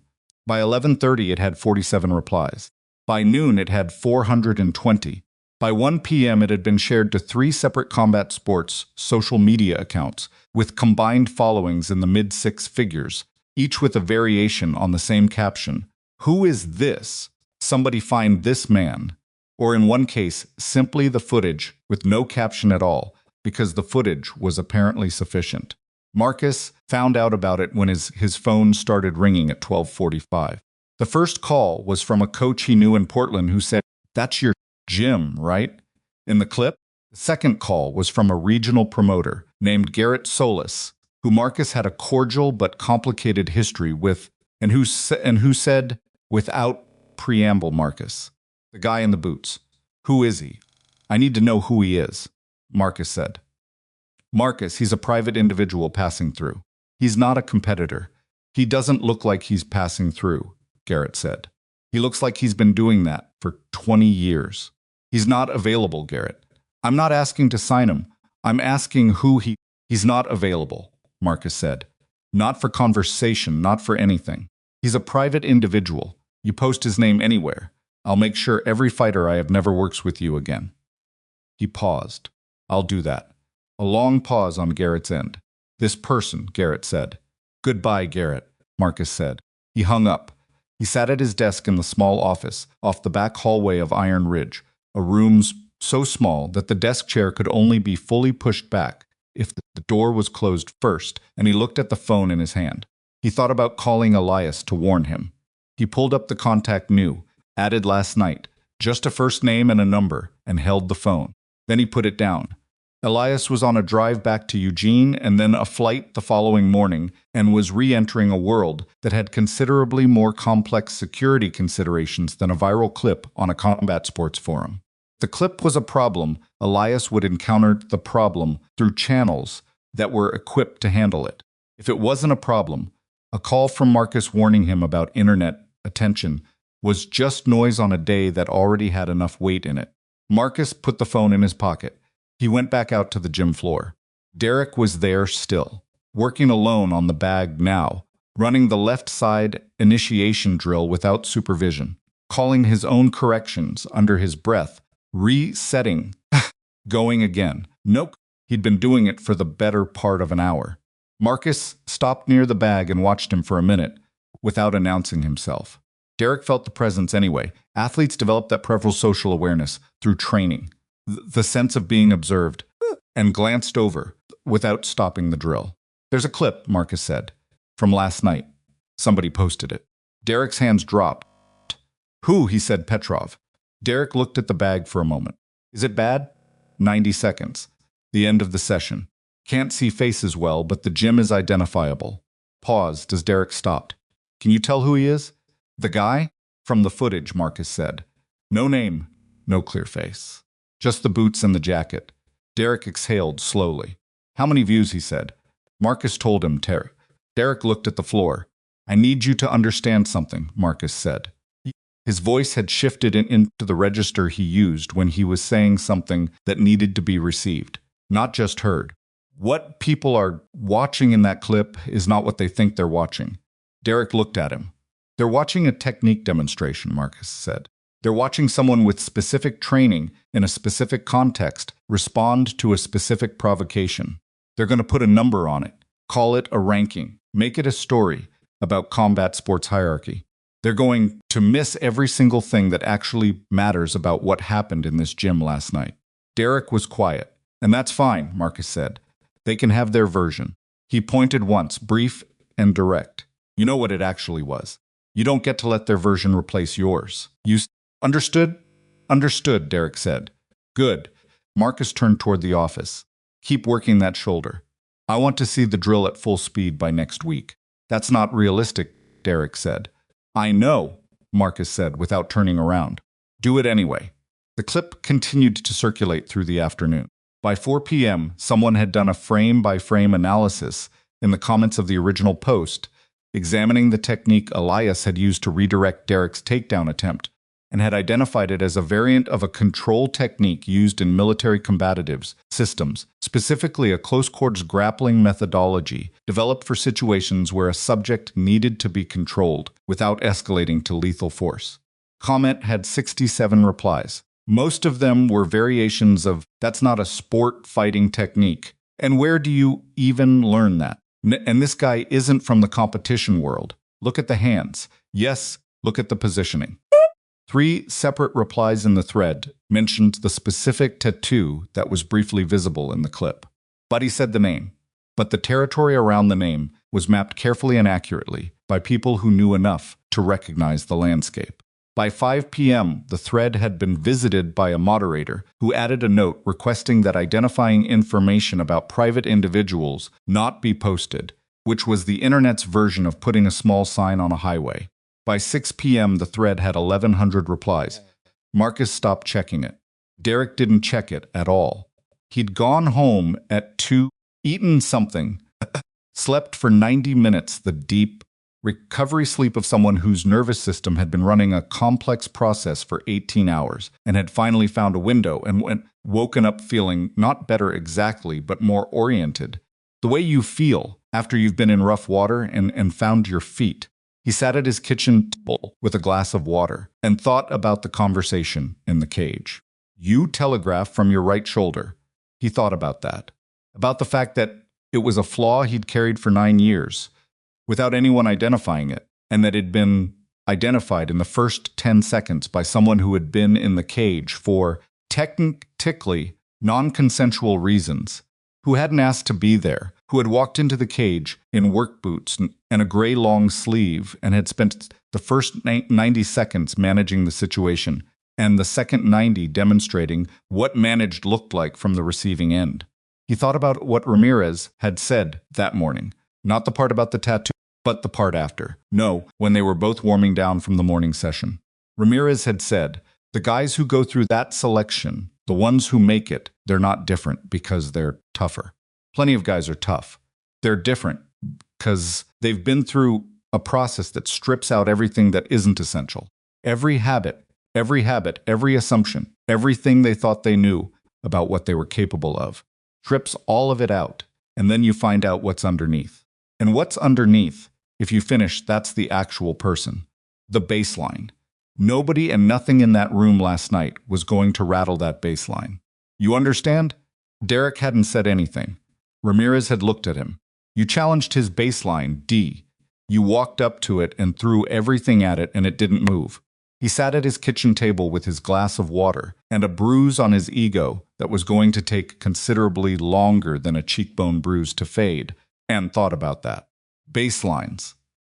About what was underneath when you stripped everything out. About whether at 26, with a regional title and a gym, that had organized itself around his presence in 2 years of going mostly unchallenged in the space he'd claimed as his territory, about whether he'd been building something real, building something that looked like real from the inside, because he'd never encountered the version of a test that revealed the difference. Picked up his phone. He put it back down. He picked it up again and texted Marcus. Can we add an extra session on Sunday? Morning. Just technique. Partners. The reply came back in 40 seconds. 7 a.m. I'll be there. Derek put the phone down. He finished the water. He thought about a man in work boots, sitting in a back corner, reading a book, completely unimpressed by everything in the room, because he was performing unimpressibility, but because the room, his actual assessment, did not contain anything that required his attention. He thought about what it would take to be that, not to perform it, to actually be it. He didn't have an answer, but it was the first time he'd asked the question in a form that was honest about the distance between where he was and where that answer lived. And that distance, now that he could see it clearly, that the shape of it had been demonstrated from the inside of a cage in 3 minutes by a quiet man with a worn duffel bag and a letter he was carrying for a dead officer, was the most useful thing anyone in Iron Ridge Combat Club had given him in 2 years. He went to bed at 8:30. He slept straight through until 5, and in a motel somewhere outside Eugene, Oregon, on the night before a flight that would carry him back into a life that most people in Iron Ridge would never be cleared, to know the details of. Elias Mercer sat on the edge of a different bed in a different room and read the letter one more time in the lamplight, and then folded it along its creases and put it back in his jacket pocket, and lay back and looked at the ceiling. The rain had stopped. Outside, the Oregon night was quiet and cold and entirely itself. Somewhere in a box on a kitchen table 3 miles from a gym, 2 small metal tags lay at the bottom. He had intervened, and the chain that connected them was just long enough to reach from one edge of the box to the other. The silence around them was the particular silence of things that have arrived where they were supposed to be. The flight left Eugene at 7:55 in the morning. Elias was in his seat by 7:20 window side, third row from the back, which was where he always sat when the option was available, not superstition. Just habit built from years of preferring to see what was in front of him rather than feel what was behind. He had his duffel in the overhead and a canvas jacket folded on his lap because the overhead was full and the jacket was too bulky to go under the seat comfortably. And he was looking out the window at the tarmac and the gray Eugene sky and the fuel truck making its slow circuit around the aircraft with the methodical patience of municipal equipment everywhere. He had the letter in his jacket pocket. He'd checked for it twice since leaving the motel. Anxiously, the way you check for something important when you're in transit. The basic accounting of things that matter. The seat next to him stayed empty until boarding closed. A woman in her 50s with reading glasses on a beaded chain sat down and immediately produced a crossword puzzle from her bag and got to work on it without looking at him, which suited him precisely. Plane pushed back. Elias watched Eugene drop away beneath the clouds, the Willamette Valley visible for about 90 seconds before the overcast swallowed it. Patchwork of green and the silver threads of water, and the small geometric orderliness of suburban development, all going gray and then gone. He held the jacket in his lap and felt the specific weight of the letter in the pocket and thought about the last thing Daniel had written, the last line of the letter, which he'd read 3 times now and had committed without intending to. Always knew when to hold the position and when to move. You still do trust that. He looked at the clouds. I'm trying, Daniel. I'm working on it. The woman next to him filled in 7 across and made a small sound of satisfaction. Plane climbed north. 3 weeks later, Elias walked back into a building he'd been walking in and out of for 12 years, handed over the paperwork from his leave, sat in a chair across from a desk occupied by a Navy medical officer named Commander Reyes, who had kind eyes and a methodical manner, and who asked him, in the standard phrasing of the required re-entry evaluation, how he was doing. Elias said, "Better than I was 3 weeks ago." Reyes looked at him.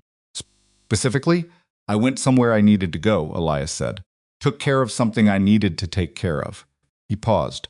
"I slept better the last 2 weeks than I had in the previous 8. Reyes made a note. "Did you talk to anyone during leave?" "In what context?" "Personal," Elias said. "A family member of someone from the team." "We talked about Daniel." He paused. It helped. Reyes set his pen down. He looked at Elias in the direct, non-clinical way he occasionally deployed when the clinical approach had given him what it was going to give him, and the rest required just looking at the person. "The protocol," Reyes said. "Given the circumstances of the loss, given your role in the operation and your relationship to the officer, we're going to want to continue these conversations." Elias said, "That's not a negotiation." "I know," Elias said again. "I'm not negotiating." Reyes looked at him for another moment. "You're different than the last time I saw you," he said. "Different how?" "Less compressed," Reyes said. He picked up his pen, like something got let out. Elias thought about a kitchen table at 5:30 in the morning and 2 coffee mugs and a pine tree going from black to gray-blue in the pre-dawn. He said, "Something did." The unit met for the first time as a full group 6 days after Elias's return. It was a standard reassembly briefing, administrative, logistical, the kind of meeting that existed to get everyone in the same room and run a collective diagnostic before the institutional machinery decided what came next for the team. 8 men in a room with a whiteboard and a cough maker that had seen better days, the kind of meeting that had happened in this form after every significant loss, a process so established it had its own particular rhythm, silences at specific points, its own unwritten rules about what was said and what was understood without saying. Chief Warrant Officer Tran ran it. Tran was 41, had been with the unit for 9 years, and had the specific quality that certain people in operational environments develop where their authority existed completely independent of whether they chose to assert it. He didn't assert it. He just occupied a room in a way that made the room's orientation clear. He went through the administrative items efficiently. Status of each team member, pending evaluations, training schedule for the next 60 days, which was a holding pattern, while the institutional process ran its course above their level. At the end of the administrative portion, he set down the clipboard. "Mercer," he said. Elias looked at him. You want to say anything? Tran said. About the leave. About where you went. It wasn't a requirement.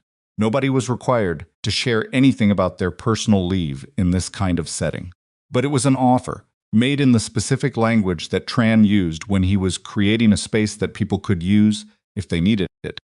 Structured as optional but present as genuine. The room was quiet.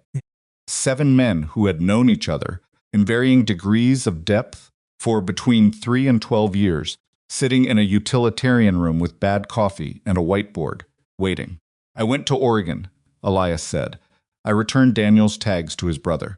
A beat, Marcus, said Kowalski from the far end of the table. He'd been with the unit for 6 years. He'd heard Daniel talk about Marcus. Elias said, how was he? Kowalski said, holding. Elias said, he's got the gym. He's got fighters he's responsible for. A pause. He's the kind of person who does better when he's responsible for something. He'll be okay. The room absorbed this. Did it help? Tran said. Elias looked at the table for a moment. Yes, he said. Tran nodded once. Small. Good, he said. He picked up the clipboard. Item, that was the debrief. Not the official one that had happened with Reyes and would continue to happen with Reyes. This was the other one. One that didn't have a protocol or a form. The one that happened in rooms like this, between people who shared a specific weight and understood, without requiring explanation, what carrying it and setting it down and picking it back up looked like from the inside. After the meeting, in the hallway, Kowalski fell into step beside Elias. The brother, Kowalski said, He take it okay, the tags? He'd been waiting for them, Elias said. He didn't know he'd been waiting, but he had. He paused. It was the right call. Going. Daniel would have done it, Kowalski said. If it was one of ours, I know. He already did, twice, Kowalski said. Fredrickson's family? In Arizona? Elias remembered. 4 years ago, a different loss, a different drive, across a different state. Daniel in civilian clothes with his personal vehicle and 2 days of leave, Elias said. So you did what he would have done, Kowalski said. That's not nothing, Elias said. It isn't. In Greyhaven, Oregon, the rain finally stopped on a Tuesday. Stopped the way long rain always stops in the Pacific Northwest, not dramatically, with a specific moment you could point to, but gradually, much in sky lightening by degrees over the course of a morning until somewhere around noon, you looked up and the clouds had thinned enough that something resembling actual sky was visible behind them. And by mid-afternoon, the sun was genuinely present, low and pale, and the specific gold color of Pacific Northwest autumn sun that always looks slightly unreal after days of gray, like a color correction applied too heavily. Marcus noticed it from the window of the Iron Ridge office. He was doing accounts, a task he genuinely disliked, a task he'd been putting off for 2 weeks, in favor of being on the gym floor, which was where he was useful, and where usefulness felt like something, as opposed to sitting at a desk doing arithmetic that told him things he mostly already knew and would rather not have confirmed in column format. He looked out the window at the light. He thought about Daniel, with the sharp, destabilizing quality that the thought had carried for the first few weeks when it arrived without warning and required active management. With something more like the settled weight of permanent absence, which was its own kind of pain, but a different kind, not the shock of a removed structure, but the daily renegotiation with the space where the structure had been. You learned the new shape of things. You moved through the rooms of your life differently, because the room had changed, either adapted or you didn't, and the only real choice was which. He looked at the tags, which were on his desk in a small wooden box he'd bought from a craft store on 4th Street, plain, cedar, the kind of box that didn't announce itself but would last a long time. He'd put them there the morning after Elias left, taken them out of his jacket pocket and set them in the box and put the box on the desk where he could see it while he worked. And it had been there every morning since, and some mornings that was hard, and some mornings it was just there, and both of those were true simultaneously most of the time. Put the accounts aside. He picked up his phone and called Derek. Rang twice. Marcus, Derek said. The Coltrane fight, Marcus said. Garrett called me again this morning. A pause. Garrett Solis, the promoter, had been trying to book Derek into a main event for the past 4 months. The opponent was a fighter from the Portland circuit named Coltrane, who was the nearest thing to a legitimate test Derek had faced since winning the regional title. The negotiation had been ongoing in the particular grinding way that these negotiations always went terms, venues, the specific choreography of two camps trying to get what they wanted while pretending to be primarily interested in the sport. "What did he say?" Derek said. "He's moving the date to the 14th. He needs an answer today." "The 14th is 6 weeks out," Derek said. A longer pause. "Are we ready?" Derek said. The word "we" was not lost on Marcus. 6 months ago, Derek wouldn't have phrased it that way. 6 months ago, Derek would have said, "Am I ready?" And the question would have been rhetorical. The answer assumed, the conversation existing only to confirm the assumption. "Closer than we were," Marcus said. "The shoulders better. The left side initiation is becoming natural. Your ground defense is the best it's been." He paused. "Coltrane is going to pressure the right side early. He'll have watched the tape, and he'll have seen the same thing Elias saw." Derek was quiet. "Can we fix the rest in 6 weeks?" Derek said. Marcus said, "Not all of it. You'll go in there with things that still need work. That's going to be true in 6 weeks or 6 months. Question is whether you're ready enough." "And I think yes," Marcus said. "But I need you to know what yes means. It means you fight smart. It means you don't chase ego in there. It means when Coltrane tests the right side, you don't get angry about it. You execute what we've been drilling." "Understood?" "Understood," Derek said. "Say it like you mean it." "I understand," Derek said more slowly. "I'm not going to chase ego. I'm going to execute." Marcus looked out the window at the pale gold afternoon. "Okay," he said. "Tell your manager yes. 14th of next month. Iron Ridge fights." The next 6 weeks were the hardest Derek had trained in 9 years, because Marcus pushed him harder than he'd ever been pushed. Marcus specifically, which was different from hard. Every session had a purpose that Derek understood before he walked in and could articulate afterward. The left shoulder initiation until it was the default rather than the correction. Defensive positioning against right side pressure, running that specific pattern until it was in his body rather than his mind. Cardio work that Marcus scaled to the specific duration and intensity profile that Coltrane's fighting style would demand, because preparing for a generic fight, and preparing for the fight in front of you were different things, and Marcus always prepared for the specific. Santos was in the gym more often. They sparred regularly twice, sometimes 3 times a week, and the rounds had a quality they hadn't had before, a mutual investment in the work, rather than one person invested and the other surviving. Santos's right cross had gotten heavier in the 6 weeks. Maybe Derek was just now calibrating it accurately without the distortion of ego. Either way, it was making him a better training partner, which was making Derek a better fighter. Thursday evening, about 2 weeks before the fight, Ramirez came to Marcus before the session started. "You should know something," Ramirez said. Marcus looked at him. "Those clips are still circulating," Ramirez said. "From the night from that Thursday night. The guy in the boots." Marcus said, "I've been watching it." "There's a thread," Ramirez said. "Somebody figured it out. Not the name, the category. They figured out what the tattoo means. They figured out what the numbers mean. And now He paused. "They're saying Derek should be embarrassed." The whole clip is Derek getting taken apart by someone who isn't even a sport fighter, and that it proves something about his level. He looked at Marcus. "Know if you want to deal with it, or let it run." Marcus was quiet for a moment. "Does Derek know?" Marcus said. "Chavez might have told him." "Okay," Marcus said. "Leave it."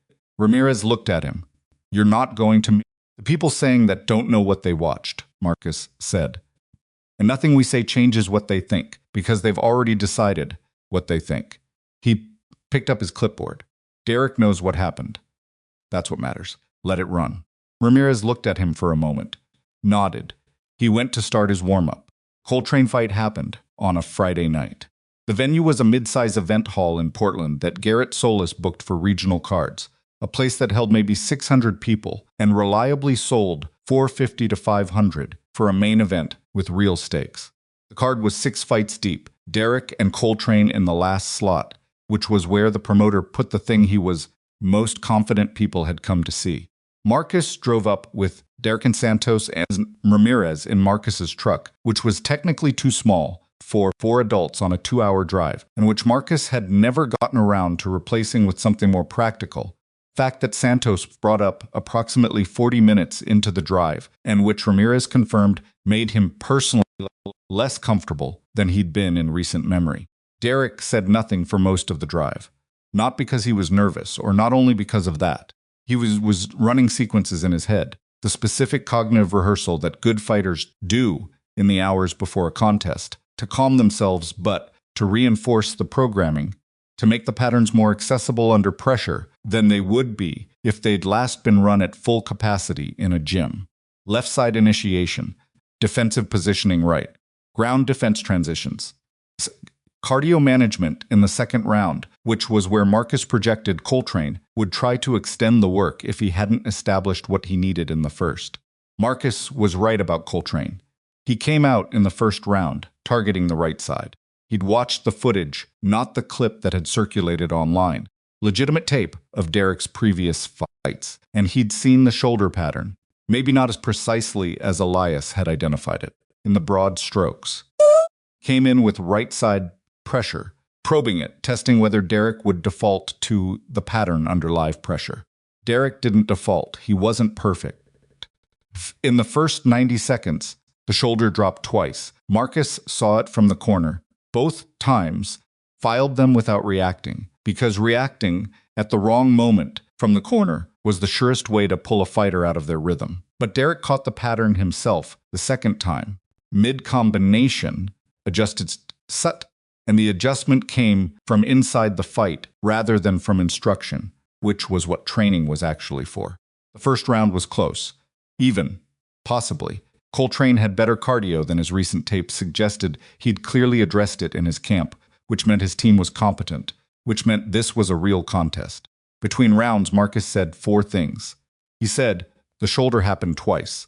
You caught the second one. He said, he's going right side, because he thinks it's the door. Stop giving him the door. He said, your jab is landing. More of that. Less of the right hand until you've established the range. He said, you're in a real fight. Good. Now fight it. Derek nodded at each one. He went out for the second round. The second round was different.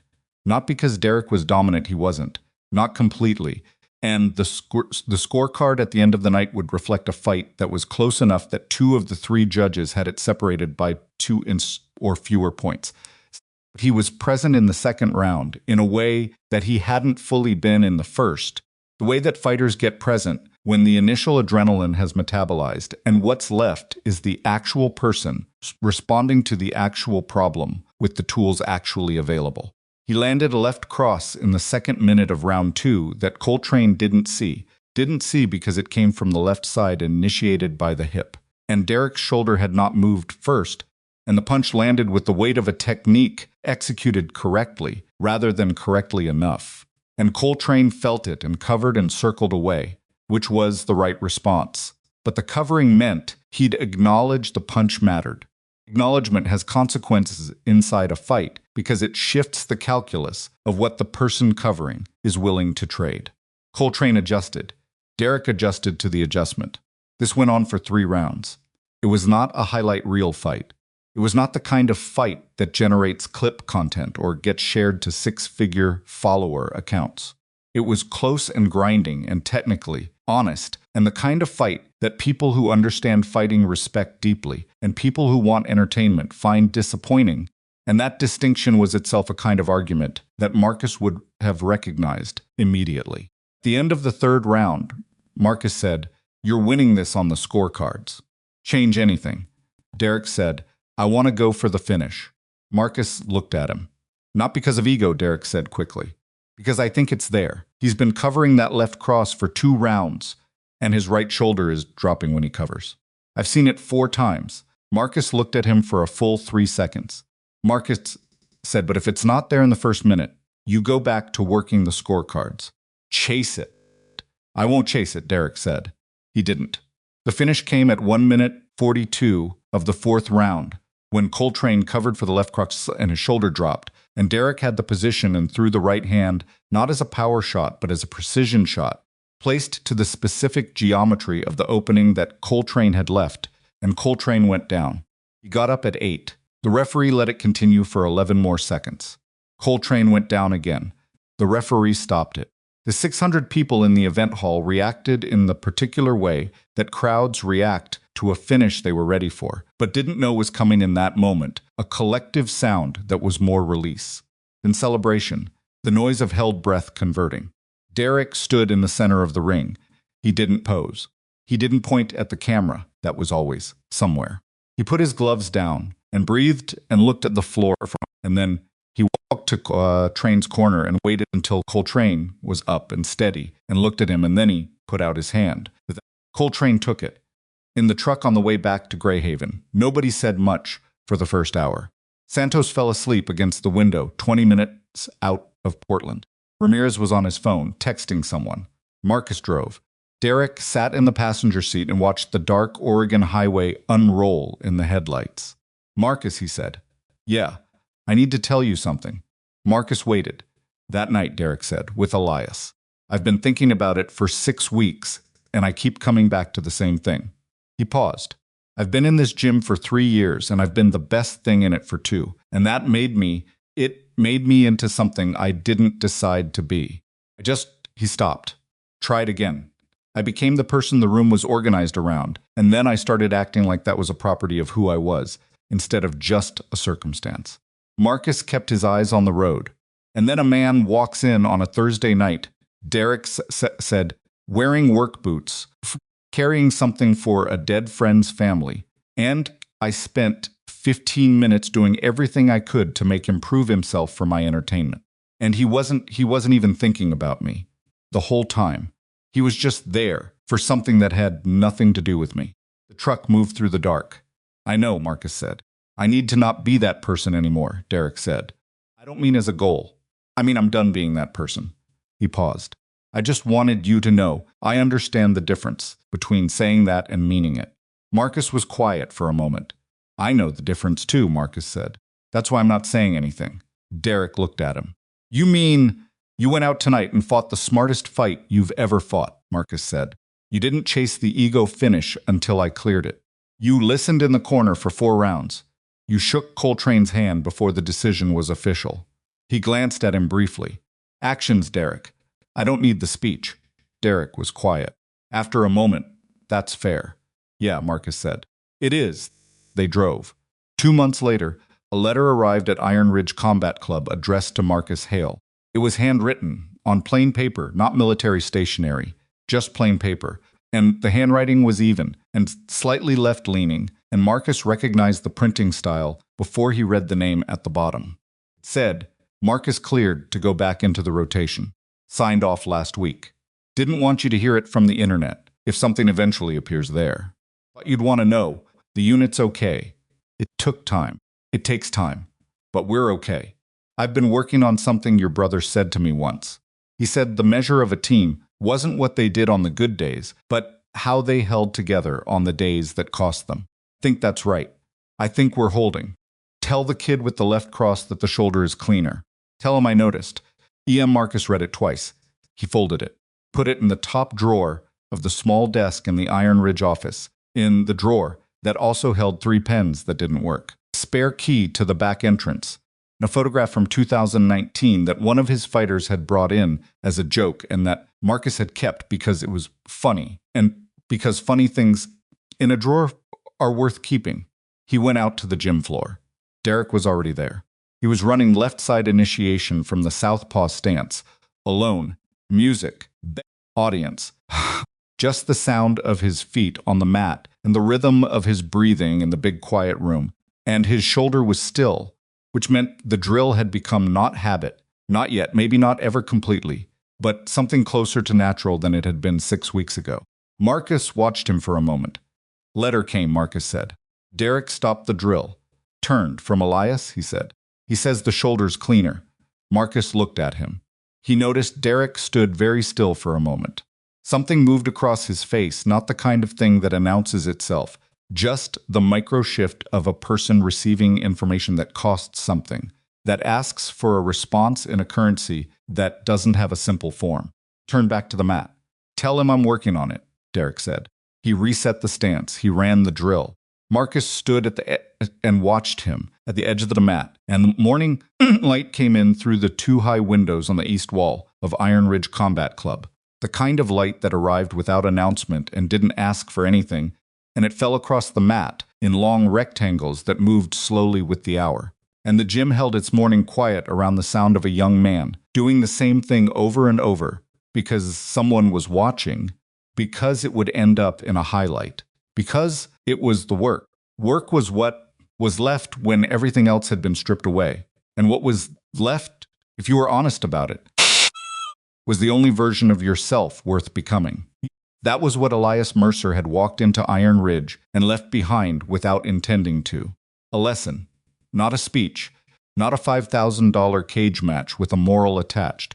Just the image of a person who had already decided what mattered and had stopped needing anyone else to confirm it. That image, it turned out, was more durable than a title. It was more durable than a reputation. Kind of thing that stays in a room long after the person who brought it in has driven away in the rain and settles into the walls and changes the quality of the air and makes the people who train there on their ordinary Tuesday mornings with nothing at stake and no one watching reach for something slightly than they would have reached for the day before. Quietest people in the room are sometimes carrying the heaviest things, and the ones who never needed to prove it are the ones who already have.